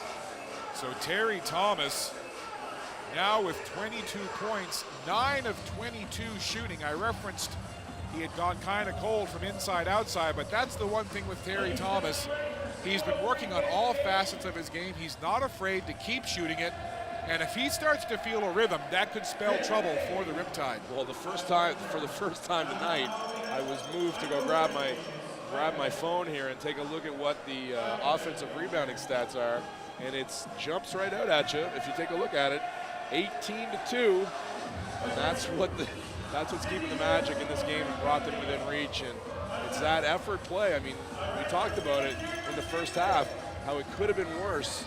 But that defensive effort was keeping them at least within shouting distance, and you do that on your home floor and get the crowd behind you, get a little momentum going, and that does a lot for you. And now you look up, and all of a sudden it's a 6-point game. Well, Terry Thomas, as he has done all season long for this Moncton Magic team, leading the way. He's almost at his season average in points. He averages 23.3 on the year, currently sitting at 22. All indicators are that he'll surpass that tonight. And the important statistic is now the Magic have clawed back, have gotten inside that double-digit lead, and are now just a 6-point advantage, 2-possession game as the Riptide lead 56-50 with 7:51 to go. And the Riptide have become a little bit more perimeter-oriented in this half and turned the ball over a couple times. We'll see what they got out of the timeout here. And no shock, it's a play for Gabe Freeman up top. This is Morty now on that left wing. Tries to do a little dribble penetration. Gets turned aside by Anderson. Now against Taylor. Off the front of the rim, and now a chance for the Magic to cut into this lead even further. 7:23 to go. Here's Anderson. Lost the handle under the defensive pressure from Morty. But Terry Thomas, what an effort to get it right back. Thomas to the right hand. Swirls it around, gets it to go. He's feeling it. The bench is feeling it. And the crowd is loving it. Double T turned into a whirling dervish there. Awkward takeoff off the wrong foot, but so confident with what he can do in the air. Just able to contort his body in the air. Wormley answers right back with a tricky looking shot of his own as he was falling to his left. Yeah, that's a difficult lefty finish over a much bigger man. Morris Wormley's got all the tricks in the bag. He gets into the key. Williams now. Freeman with a hand on him. Williams just steps back. Williams, a little heavy on that shot. Wormley now back the other way. Wormley to the right side. 6:30 to go in this third quarter. Wormley slashing and dashing into the paint. Kick out to Addison, puts the jumper up, nobody around him. Couldn't get the range, ball on the floor. Miller couldn't get it. And Anthony Anderson now 3-on-3 back the other way. Thomas, quick kick out to Double A. Inside to Taylor, who jams it home. Nice sequence there, nice ball movement, and Taylor with the finish. And great movement there from the Magic in the half court. Terry Thomas gave up the ball, got right to the corner, and that hustle created that opportunity for the dump down to Denzel. 4-point lead, the closest the Magic have been since about midway of that first quarter. Freeman took it strong baseline. and the crew here on the baseline are lumberjacks, our mob, as you call them. Apparently that's their self-titled. Well, the large contingent of fans sitting to the right of our broadcast position now in the end where the St. John Riptide will be shooting their foul shots. They told me that they were affectionately dubbed last season the Moncton Mob, and this is the third year that as a group they get together and they come out and take in a Moncton Magic home game in between Christmas and New Year's, and they promised me that this half with the Riptide shooting free throws this way, that there'd be no easy makes for the Riptide. Can we get them on the payroll somehow? Get them there every game? They're like the Cameron Crazies in here. There's a good look at them. And they love the miss from Freeman. The Moncton Mob in full effect here at the Coliseum. Williams now. Single hand palms that ball, dishes off to Stewart. Stewart like a water bug twisting around. Williams comes out to create a little screen, gets it right back, and Williams tried to go up, and swatting at the ball there was Morty right underneath the basket. An underrated part of point guard plays sometimes is keeping that dribble alive, probing like you talked, being a little water bug there, probing, reversing back out, probing, reversing back out. You get that movement, you keep that dribble alive, and a smart player who can move off the ball as well as Jeremy Williams does creates that opening, and now Stewart found him. Williams only 6 points on the night so far as he misses that first, well below his season average of 14.5. But again, Williams, one of these guys that if he gets in the zone, he can heat up quickly. And a lot of times he is kind of the centerpiece of runs that the Magic can make. So he hits the back end, makes it a one-possession game now at 58-55, 5:25 to go in the third quarter. Riptide continue to lead, and look at Al Stewart with those defensive hands. Quickly to the rim, underneath a weight of 3, even 4 Riptide players there around Stewart. And Stewart's got the big Chicago grin after that sequence. Yeah, I think he thought a little miscommunication between him and Brent Jennings, and that'll probably come as they play together a little more. I think he thought Brent Jennings was going to go in for the lob there. And they're going to call an offensive foul on Jeremy Williams. They picked out. Yeah, I think fans not liking it. Joe Salerno down chatting to the ref. And Coach Salerno was talking about how he had all half have been doing the same thing and kind of randomly cherry picked one out of nowhere. But I mean, look, contact is intense on those screens sometimes. As Isom drains a 3, pushes the lead back to 6. Ice in his veins as he was about 4 feet behind that three-point line and calmly hits the tray. It's been cold lately, but that one was confident looking stroke.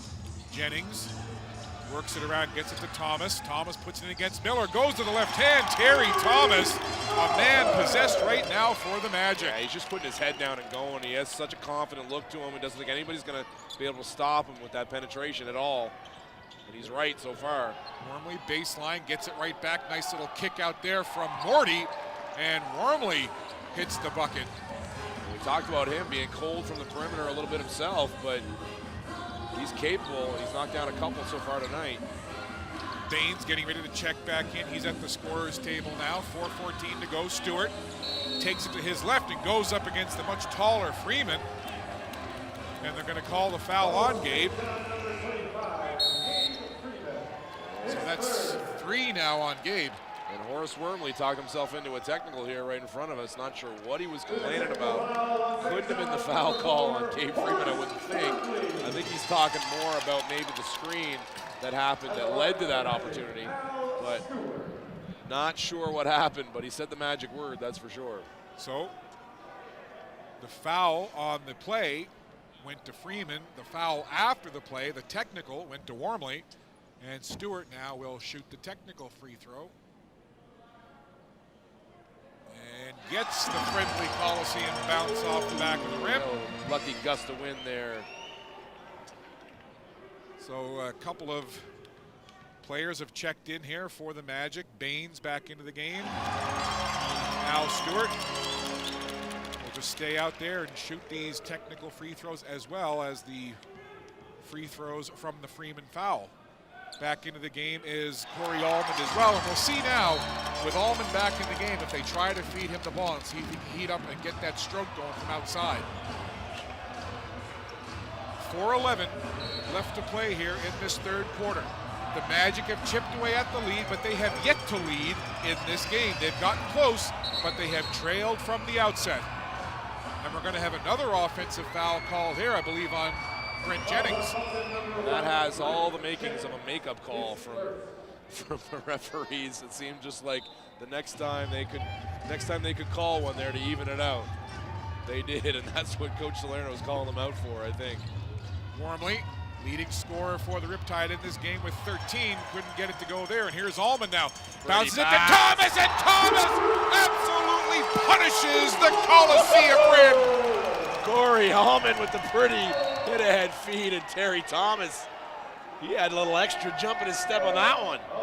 Terry Thomas, he gets this look in his eye. When you talk to him away from the court, he is the most gentle, broad, smiling young man you ever want to meet, but I'll tell you one thing, I would not want to be in his way on the court. The best part of that replay is Brent Jennings' look in the aftermath of that dunk. He loved every second of it, smiling his way up the court. There it is again on the widescreen above us.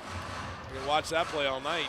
This is the closest that the Magic have been since the early stages of quarter one. Here's Morty. Awkward looking shot, rolls around, and gets that shot to fall. So Morty, he's had himself a really solid game as Jeremiah Morty. Hasn't consistently come by minutes in the Riptide lineup, but he's been really solid for them tonight. Jeremiah Morty, 9 points so far in the game, but he has been effective in the minutes he's played. You're absolutely right, David. 4 for 7 from the floor, 4 boards too. Scott Squires, Dave Tingley, our NBL Canada crew, glad to have you along for this Battle of New Brunswick. Here's Allman, got the defender Addison to commit, and you could see Corey, that was in his mind the whole way, and Addison doesn't like the call, and we got an interesting look from J.D. Tisdale as well, who was getting ready to check in. He kind of looked over at us and went, really? Yeah, that's a sticking point for me a little bit in the way that basketball is developed. That call is earned a lot by jump shooters. Now that one was kind of borderline. Addison was jumping at him, but Corey did have to jump forward to earn that call. And that one, you know, straight up and down I can see. That one is that's a sticking point with me in current basketball, how the rules are interpreted. Now the referees did a good job on that. That was what the rule says, but I have some issues with that rule a little bit. Corey Allman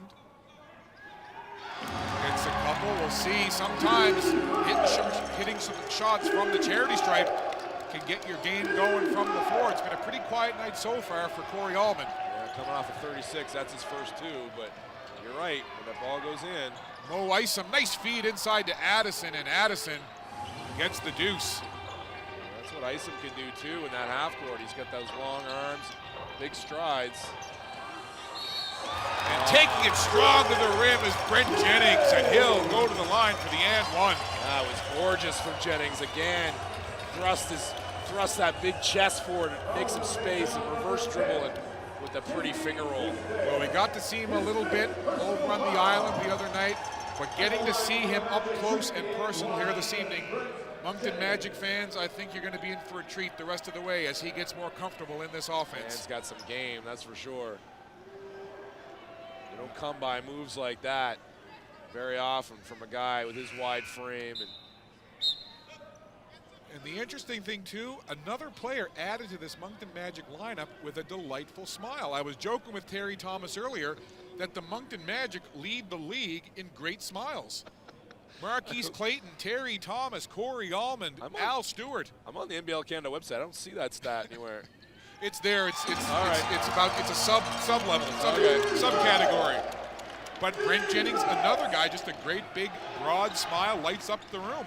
Yeah, good. And the personalities of these guys, we don't want to discount that. The personality and the popularity with the fans of these guys, as Mike Isom with a gorgeous finish with the left hand. But the personalities of these guys have gone a long way.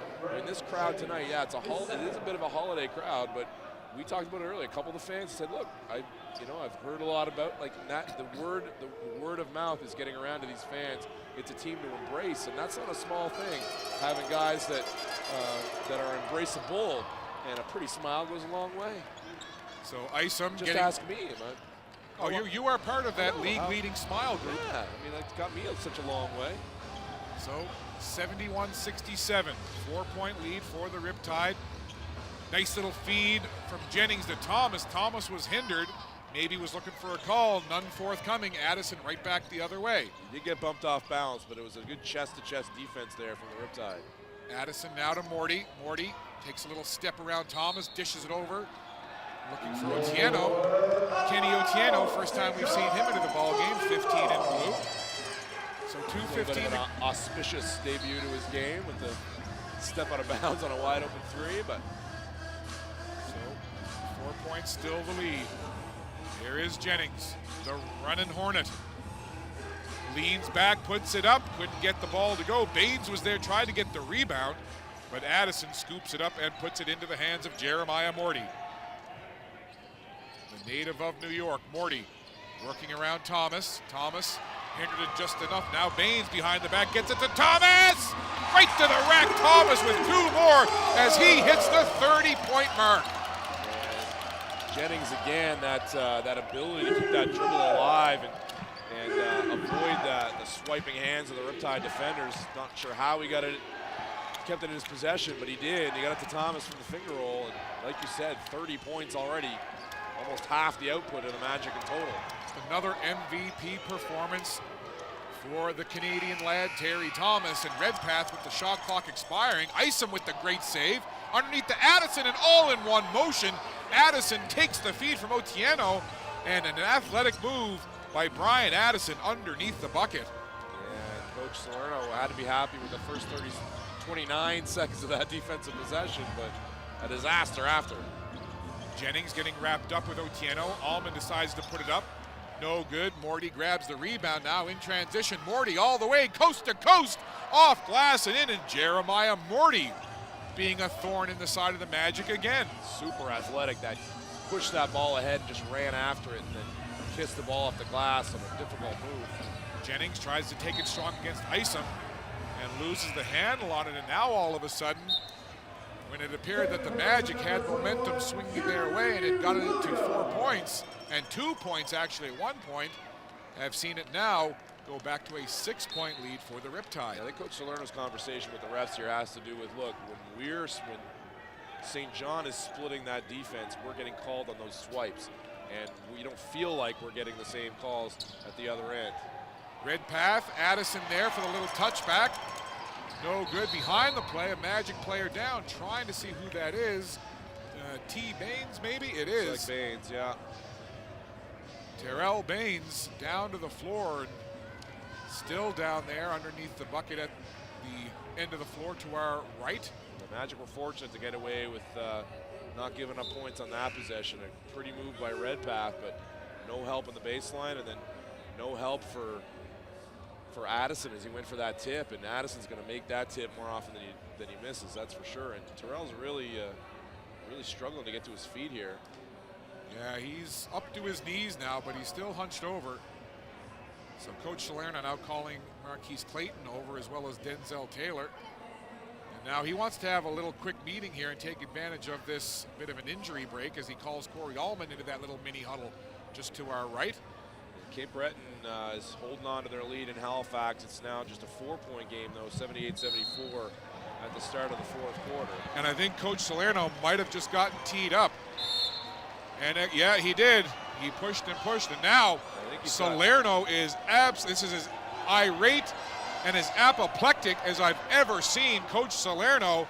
Coach McKillop as well as Jeremy Williams coming out to hold back, and Coach Salerno is absolutely livid. My goodness, We don't see that from Coach Joe Salerno, but my goodness, he has been teed up, and he is now going to the locker room. And I'm not so sure what started that back and forth with the referee, but didn't look like he was super upset until the first technical came down. Well, so to just recap quickly, we had an offensive set underneath the bucket, and Terrell Baines went down to the floor, stayed down, appeared to be laboring a little bit. Both teams kind of went to their respective benches. Athletic therapist, athletic trainer went out to check on Baines. While that was going on, Coach Salerno called his guys that were on the floor over, had a little mini huddle right around the mid-court stripe, was chatting with them. Don't know what the conversation was, but the official came over and said something, and whatever happened in that exchange, all of a sudden, Coach Salerno gets the tee, and now Salerno has gone back to the dressing room as well. Even more news beyond that, Baines, who was down, didn't look so good. The look on his face was a bit strained, and now he's gone to the locker room as well. So the Moncton Magic are going to have to take a step back here, take a deep breath, and regroup, and not let this come too far off the rails. Jeremy Williams grabbed the team that was on the floor together and huddled up and had a pretty intense discussion. So I think this has to do with, hey, let's keep our heads in what we're doing here. Don't let what just happened affect us. And now the fans trying to get behind the Magic. That jumper put up from about 22 feet. Good, strong battle for it underneath the basket.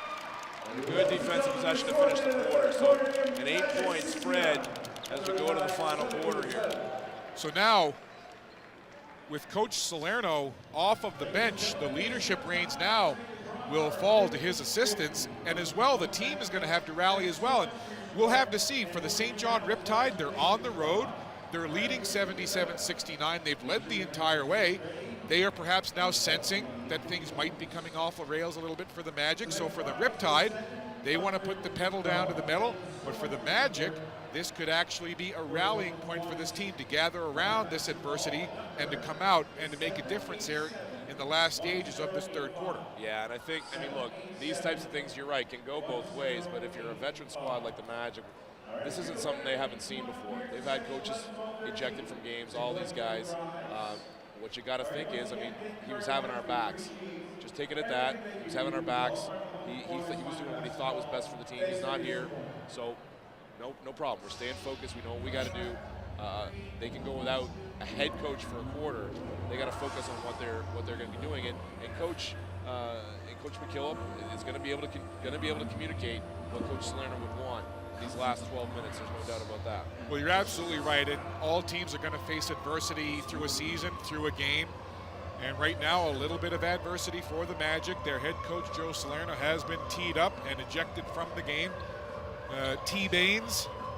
Terrell Baines, suffering an injury. We hope it's not too serious. We're not going to speculate, but he has gone to the locker room as well. And now as I look to my left, he is back out and has rejoined his teammates on the Moncton bench.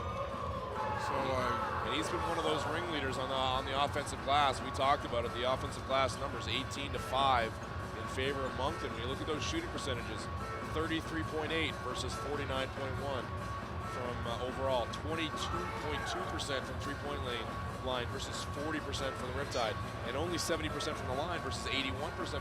Like all those, and you look at the scoreboard, it's an 8-point lead. You're fortunate to be where you are. Take advantage of it, show leadership as a team, and take a stranglehold in this fourth quarter.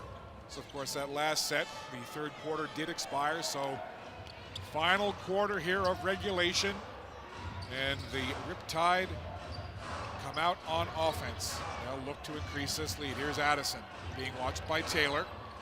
Gets it inside to Isom, Almond on him. Gut check time now for the Magic. Isom continues to fight.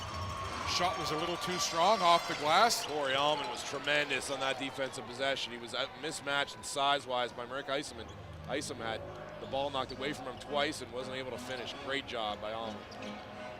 Marquise Clayton now to Jennings, and they're going to call an offensive foul away from the ball, no basket. And Denzel Taylor's gotten himself caught in that position a couple times, and he's really got to stay solid. The temptation when a guy's running by is to stick out that knee or stick out that elbow. And he's getting himself caught with that a little bit. Now the PA announcer trying to urge the crowd to get behind their Moncton Magic with chance of defense. And it is going to be on this end of the floor where it's decided. 77-69 is the lead. And it's the Riptide who have led the entire way on the road. Here's Morty. Morty to the left hand off the glass, and he's going to get the and one. So Morty, he's been very dangerous in this second half for the Riptide. Look, he's the story right now, Jeremiah Morty, on this end of the floor. You don't expect to get this much production from a guy like him. He's up to 15 on the night. He's now the Riptide's leading scorer.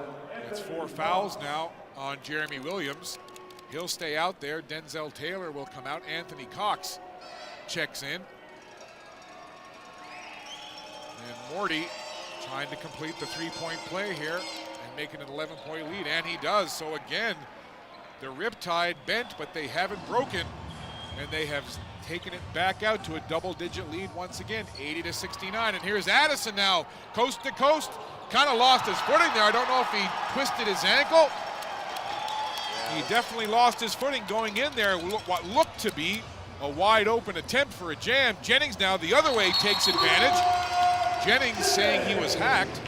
And at the other end of the floor, Addison looks to be okay.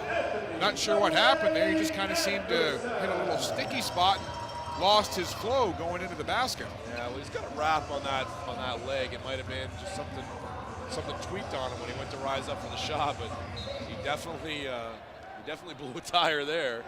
He's a wide open dunk and missed it. Jennings at the other end with a gorgeous move again. Here's Addison now, gives it off to Wormley for Freeman. Freeman, little dish to Miller from the outside for three. Too strong, good job by Double A to get that rebound. Anderson now goes right into Wormley, pushes him down, play carries right on. Wormley has to pull himself off the floor. Williams spins in the lane, Malcolm Miller over top of him, and Williams, too many steps, travels with the ball. Yeah, he taps himself in the chest. He had Corey Allman wide open in the corner and chose to turn back into the defense. And now steps. Coach Nelson Taroba up off the bench, walking down the floor, being very vocal, giving instructions to his charges. Freeman fakes the shot, now puts it up from downtown, front of the iron. Rebounded by the Magic, they'll come right back up the floor. Freeman should have got up in rhythm at the first time. You like Corey Almond here. No good. Cox with the rebound, nothing there. And again, just can't get the finish on the Magic end of the offense. They've had the sets, they've had the looks, they've had the chances, but so many times they just haven't been able to get the finish. It was only a matter of time. I didn't think it would be very much longer before tea time. Terry Thomas made his way back in. And see who he's replacing. It's going to be Jeremy Williams. So Williams with his 4 fouls out. Thomas with his 30 points in. 9:37 to go in quarter number 4. A 9-point lead for the visitors from St. John. Scott Squires, Dave Tingley, and our NBL Canada crew, glad to have you with us here at the Coliseum. Holiday edition of NBL basketball. And again, Addison going strong into the paint is going to draw the foul. And the fans absolutely disagreeing with the referee on that one and letting him know. Yeah, and I think they're onto something with that one too. Again, Addison holding that ball out there. Well, the fans definitely getting on the referee now as Addison is calm and cool. Will step to the line. High arcing shot. He clicks his heels together like Dorothy. I don't know if he wants to head back to Kansas, but he was the Wizard of Oz on that first one. That's a new one for me. He's a very animated player, is Brian Addison, the young man from Jamaica by way of Queens, New York. Attended post-secondary in Buffalo. So a 10-point lead. This is Jennings. Over to Allman from the outside. If he can start to feel it from there. And he pumps the chest. Corey Allman with the tray. So let's see now if he can get in the zone. A gunner like him, you live by one creed, and that's shoot till you make, shoot till you miss. That's what Corey's got to do. That's what he's on there for. And that was a big one. All those hours in the gym, in warm-ups, at Shot Lab, hoping to pay off here. Miller feeds it to Addison, and Addison slapping the backboard. That time he put it through, and he headbutted the ball like a soccer player. He headed it when it came down through. We could do a highlight reel of just Addison antics. And Anderson takes it strong. He'll draw the foul and go to the line. Anthony Anderson doing what Anthony does. And Coach McKillop over here with a big fist bump. He saw that coming a mile away. Take a look right here. Anderson. And he gets that step. He's so good at burying that right shoulder or left shoulder and then throwing the ball up with the offhand from the created space. And he's been kissing it off the glass for years on that. So a much needed hit from the line for the Magic and Anderson. 8:35 to go here in the fourth quarter. This has been the ceiling for the Magic so far, this 4 to 6 point range. It hasn't gotten any closer than that. A couple more stops here, really important. And Horace Wormley with a wide open three. And he was deadly from that spot, hits the tray, and it's back to an 86-77 lead. Anderson to Jennings from well downtown. Jennings too strong, and calmly grabbing that defensive rebound is Morty. Into the hands of Wormley. Horace Wormley having himself a whale of a game for the Riptide. The defender falls down, and Wormley just feeling it, almost the exact same part of the real estate that he hit from moments ago, and all of a sudden it's back to 12. And Anthony just put his head down and said, no more of this. Finish off the glass, but I mean, we talked about Wormley last year. He was almost a 50% three-point shooter. His numbers are way down this year, but you see that capability he has these last couple possessions.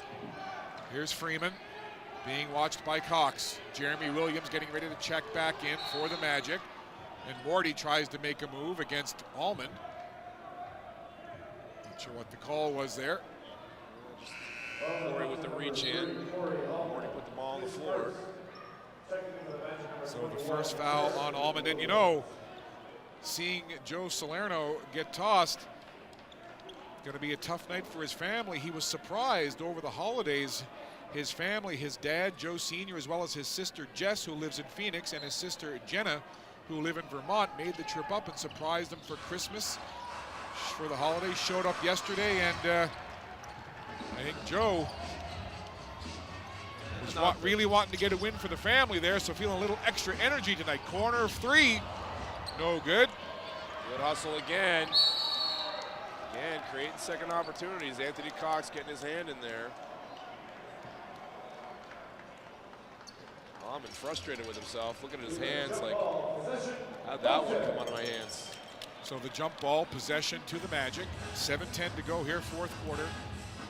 You referenced it earlier, David. The Magic have clawed back, got to within 6, 4, as close as 2 earlier in this half, but the Riptide, again, they've bent, but they haven't broken. Thomas, nowhere near the mark. That spot's been kind to Terry, but it wasn't on that one. And again, the struggles of the three-point line are telling. So Wormley ran right into the waiting arms of Corey Allman. And now, Coach McKillop up talking to the official. Moncton now 5 for 23 on the game from the three-point line. Well, under 7 minutes to play here. The Riptide continuing to lead. It has been a quality road effort by the Riptide. Here's Morty from outside. Rolls off the front part of the rim. Anderson with the rebound. I feel like the next spurt that the Magic make, the crowd's really going to get into this game. Williams can't find the range. Little off to the right. But again, good job by Thomas getting the offensive rebound. Hal Stewart comes over to the scorer's table. He'll check in a minute. Anderson now being watched there. Gets it over for Allman. 10 seconds on the shot clock. Corey steps back. Jump shot there. No good again. In and out for him. Good looking shot. More just board work, and it's going to go against the Moncton Magic on that one. Just an overall tough shooting night for the Moncton Magic. There's no other way to slice it. Yeah, and it's and the referees again are what's on the mind of the Moncton coaching sideline, and just seems like, in their opinion, I think what their argument is here is that these calls, these battles that are going underneath the rim that could go kind of either way are going tipping more towards St. John here, and I think that's what the chit-chat's about. Well, you know, and it's got to be extra tough. You know, you don't like to let it creep into your psyche as we see Isom hit the first, but you know, they're human. It's their first home game back in 3 weeks, a big holiday crowd. They want to come out and impress, and I think the way that St. John has played them from the outset has, frankly, frustrated the Magic. And again, they are a veteran group, but it's only human nature. All those factors swirling around, sometimes you can put a little too much pressure on yourself. Yeah, it's been a make-miss night, and the shots are going in for the Riptide and not for the Magic. Still plenty of time with 6 minutes left for that to change.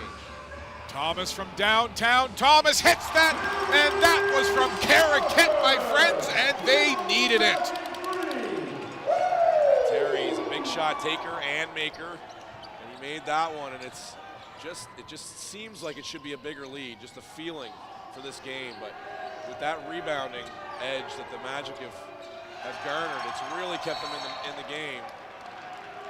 So the Magic need some defensive stops here. A good defensive stand there, but jump ball called on the baseline. Possession going to the Riptide. So we'll have a media timeout with 5:32 to go in the fourth quarter. An 8-point lead for the St. John Riptide over the Moncton Magic. This Riptide team averaging just over 100 points per game on the season. The Magic 103 even. And well, hard to know if either team will get to their season per game average. Certainly more likely at this point for the Riptide than the Magic. But again, the dance cam in full effect here, and well, the Moncton Magic are going to need a few moves down the stretch with 5:32 to go. David, you referenced it earlier. We've kind of talked about it all game long. The Magic have made their runs, have gotten close, but the Riptide, they've weathered the storm and they've maintained the lead from that outset where they went on a 7-0 run to start the game. Yeah, they've never gotten over that hump, but I think at some point soon, I think the coaching staff of the Magic is going to arrive at the conclusion that the guys they got to go with to close this game out are the ones that combine the veteran leadership with that offensive potency that they need to outscore them by at least 9 here in the closing minutes. And I think you're going to arrive at a lineup here before long of Terry Thomas, Brent Jennings, Anthony Anderson, Jeremy Williams, and Al Stewart. And I'll be surprised if that doesn't come to fruition here in the closing minutes here. Anthony Cox get a couple more minutes in before we see Brent Jennings back on the floor. So 3 players in double digits for the Moncton Magic. Terry Thomas with 33, Brent Jennings with 14, Anthony Anderson with that same 14. So it's Williams, Anderson, Cox, Thomas, and Stewart out on the floor. And that is a miss. Ball comes down into the hands of the Magic. So there's a defensive stop. Now they need to turn it into some offense. Morty out on Anderson. Cox runs the screen. Back to Stewart. Over for Williams. Williams being guarded there by Freeman. Takes it into a crowd. Williams to the right hand. Too strong. Wormley with the rebound.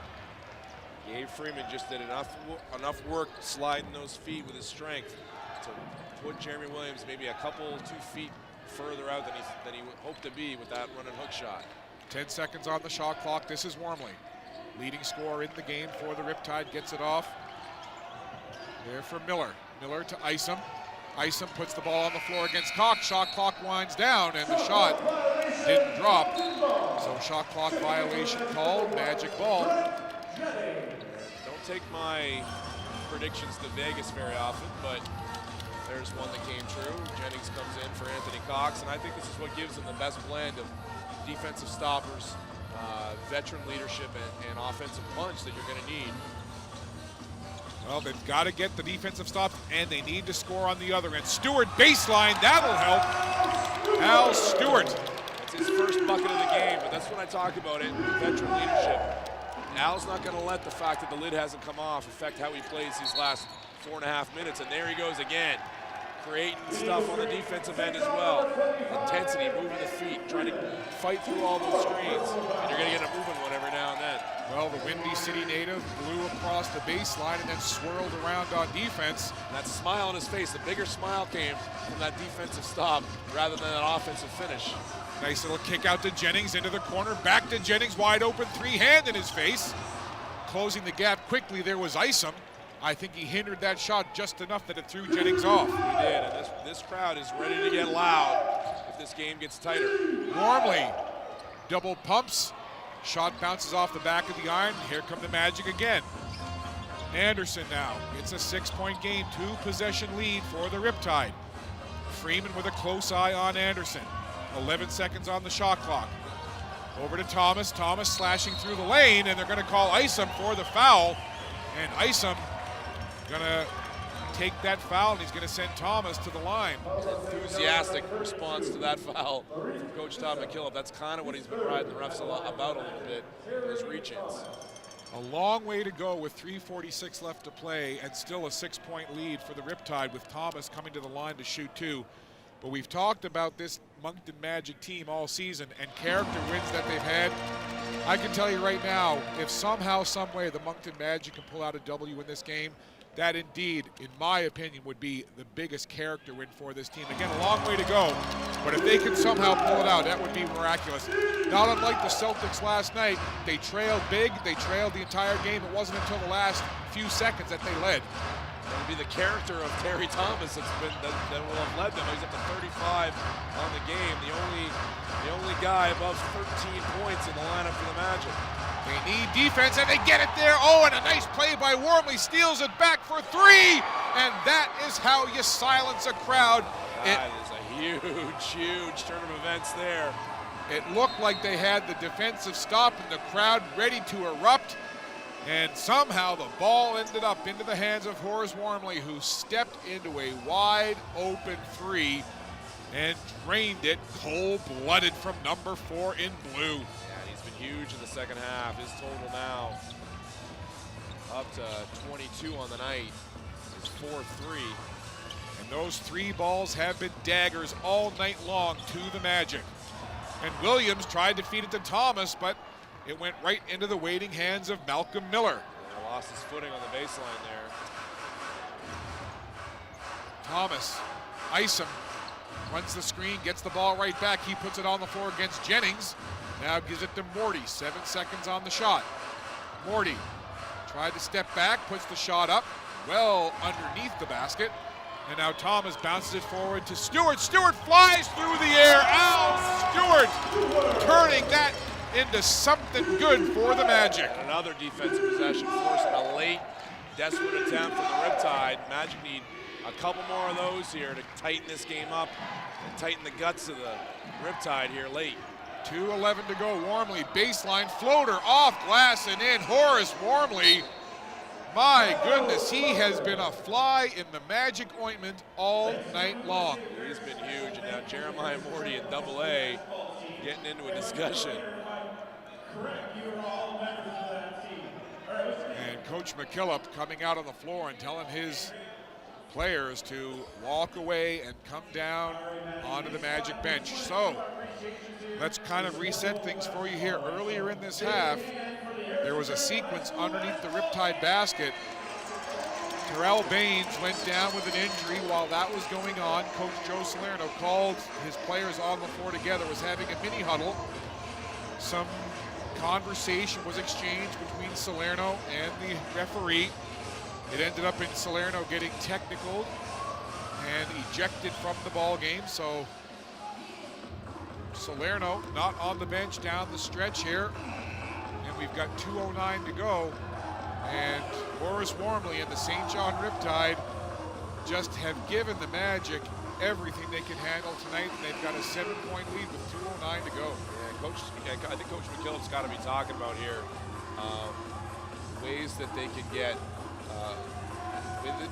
penetration into the key. If they're going to be shooting contested jump shots, that's going to be because they've attempted to drive the ball into the key and been unsuccessful. They've got to create some opportunities, create some havoc in the lane a little bit, but under control. And Al Stewart's really given that a couple times here recently. And AA has really been struggling with his shot tonight, creating offense, but still smile with him and Gabe Freeman having a running conversation about something. And what an efficient night for Horace Wormley. 9 of 13 from the floor, 4 of 6 from three-point range, 2 of 2 from the line, 9 rebounds, 5 assists, 24 points. That's a nice line right there. And speaking of nice line, that ball on a line from AA. And AA telling the St. John bench all about it. Wormley now gives it to Isom, gets it right back. And Al Stewart defensively right over top of Wormley. 8 seconds on the shot clock. Isom being watched by Jennings, tries to go baseline, lost the handle, and it's going to go.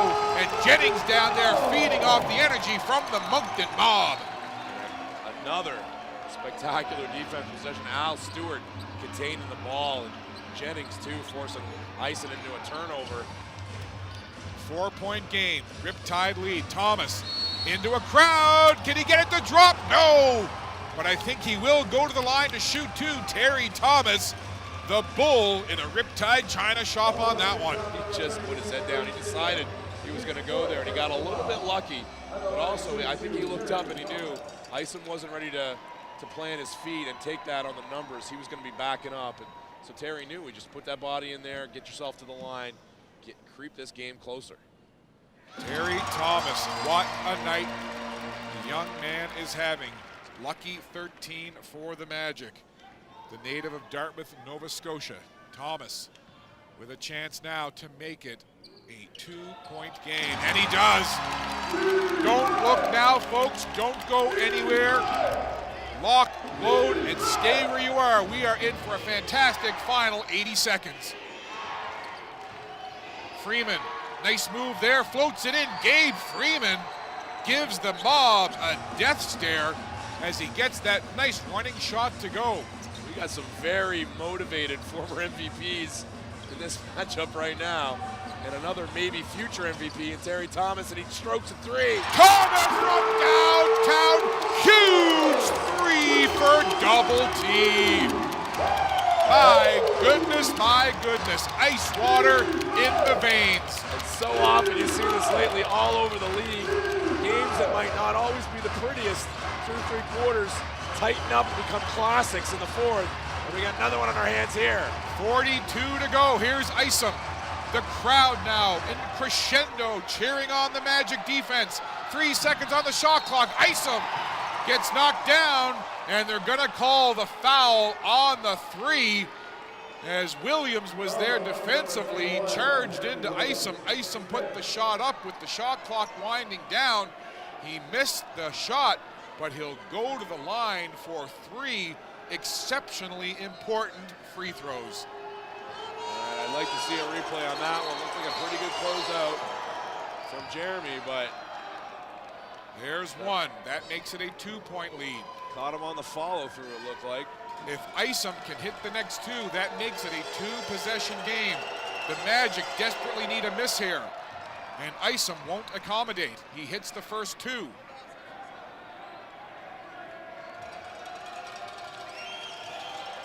.35 seconds to play. So that first one didn't count. It was thrown up. The referees weren't ready, so now one more still for Isom. Well, Isom, he's hit 3. Only 2 of them count. Can he go 4 for 4, but only have 3 count?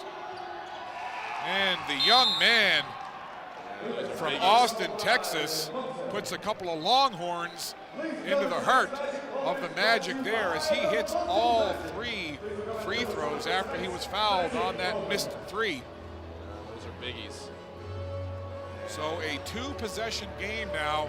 So now do you play for possession and make it a try to hit and then foul, or what's the strategy here for the Magic? You get your best early shot, and you don't really have to rush. 35 seconds is a very long time.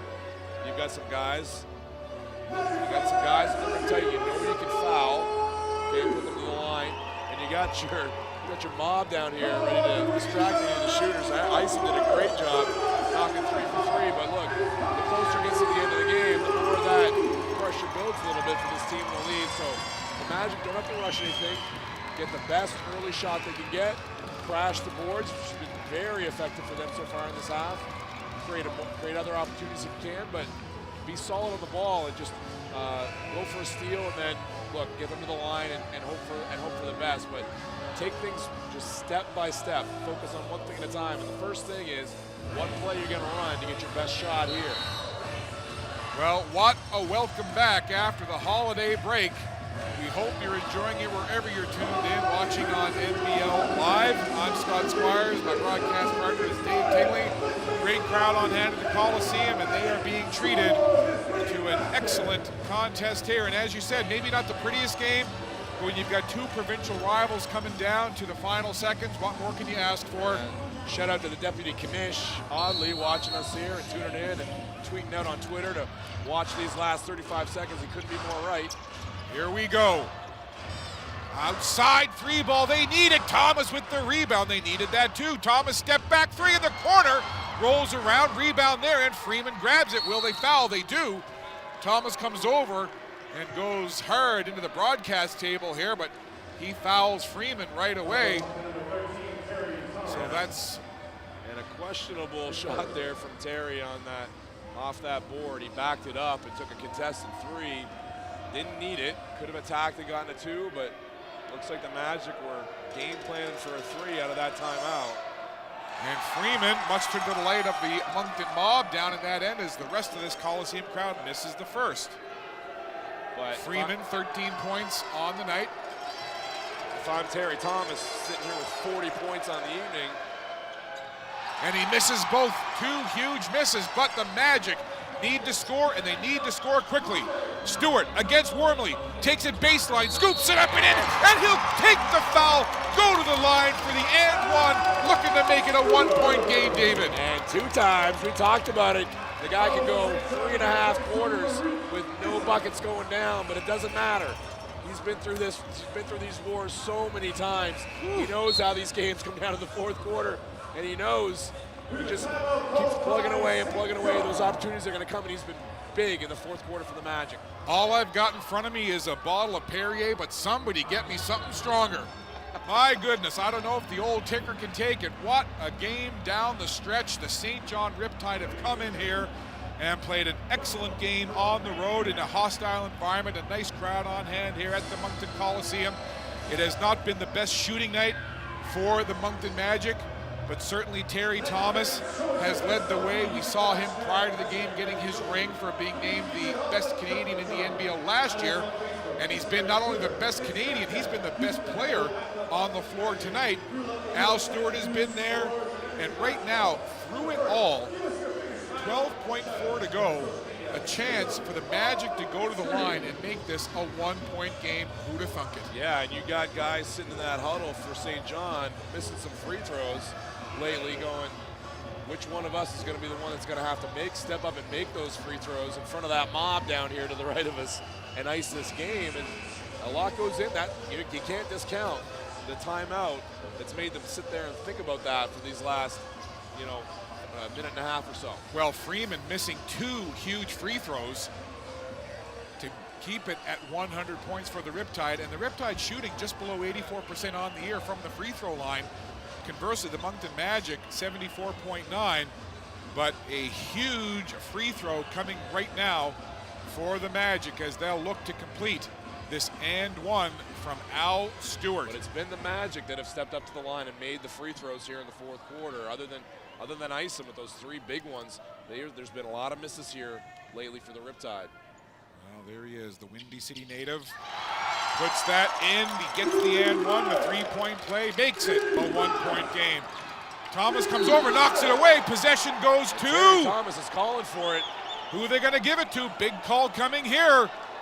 Everybody in the building holding their breath collectively, waiting for this call. And it's a jump ball. Well, to the Magic. The crowd tells you what way the call went, and indeed, David Tingley, it does go to the Moncton Magic. And again, I don't like to compare different games, different teams, but my goodness, this has a eerily reminiscent feel to the final stages of that Boston Celtics Houston Rockets game last night, where it looked by all purposes that the Rockets had that game, and somehow, some way, the Celtics found a way on home court. And again, still work to do. A little subtle move there that I noticed from AA. Terry Thomas, he batted the ball against, I guess it was Morty, and he thought that he earned a turnover, and he started calling for the ball going our way. Anthony Anderson saw that the referees were uncertain, and immediately he walked over to Terry and said no, and started calling for the jump ball. And I think that was a pretty smart move. The refs were like, we can call a jump ball here because we're not sure. And I think that was a really smart move by AA. I loved it. right now, both coaches right in the middle of their team huddles. Coach Nelson Toroba, the Austin, Texas native, urging on his Riptide, and of course Coach McKillop with the Joe Salerno ejection, handling things for the Magic. Last couple of possessions, the Riptide have done extreme denial on Terry Thomas, not wanting to even catch the ball. And I think if the Magic have to go to, oh well, our second plan is double A, I think they'll settle for that. So I think they're looking for Terry Thomas for number one option, but a movement with double A to have him be the screener and roll to the ball and get that ball in his hands too. I'll take this from the UFC. Here we go. Under 10 seconds to play from the corner, off the rim. They wanted the foul call, they won't get it, and now Williams is forced to foul Miller.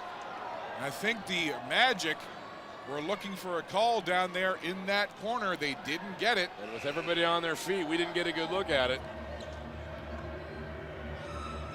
This building was ready to explode had that ball found the bottom of the basket. Now, and again, the game isn't over. We'll see what St. John decides to do here. We've seen there's been a lot of chit-chat in the NBA the last couple of weeks here with decisions coaches make about free throws late in game situations like this. We saw Jason Kidd order his player up 3 last week to miss a free throw, and we've seen guys order their players to try to make. So we'll see what strategy St. John takes here.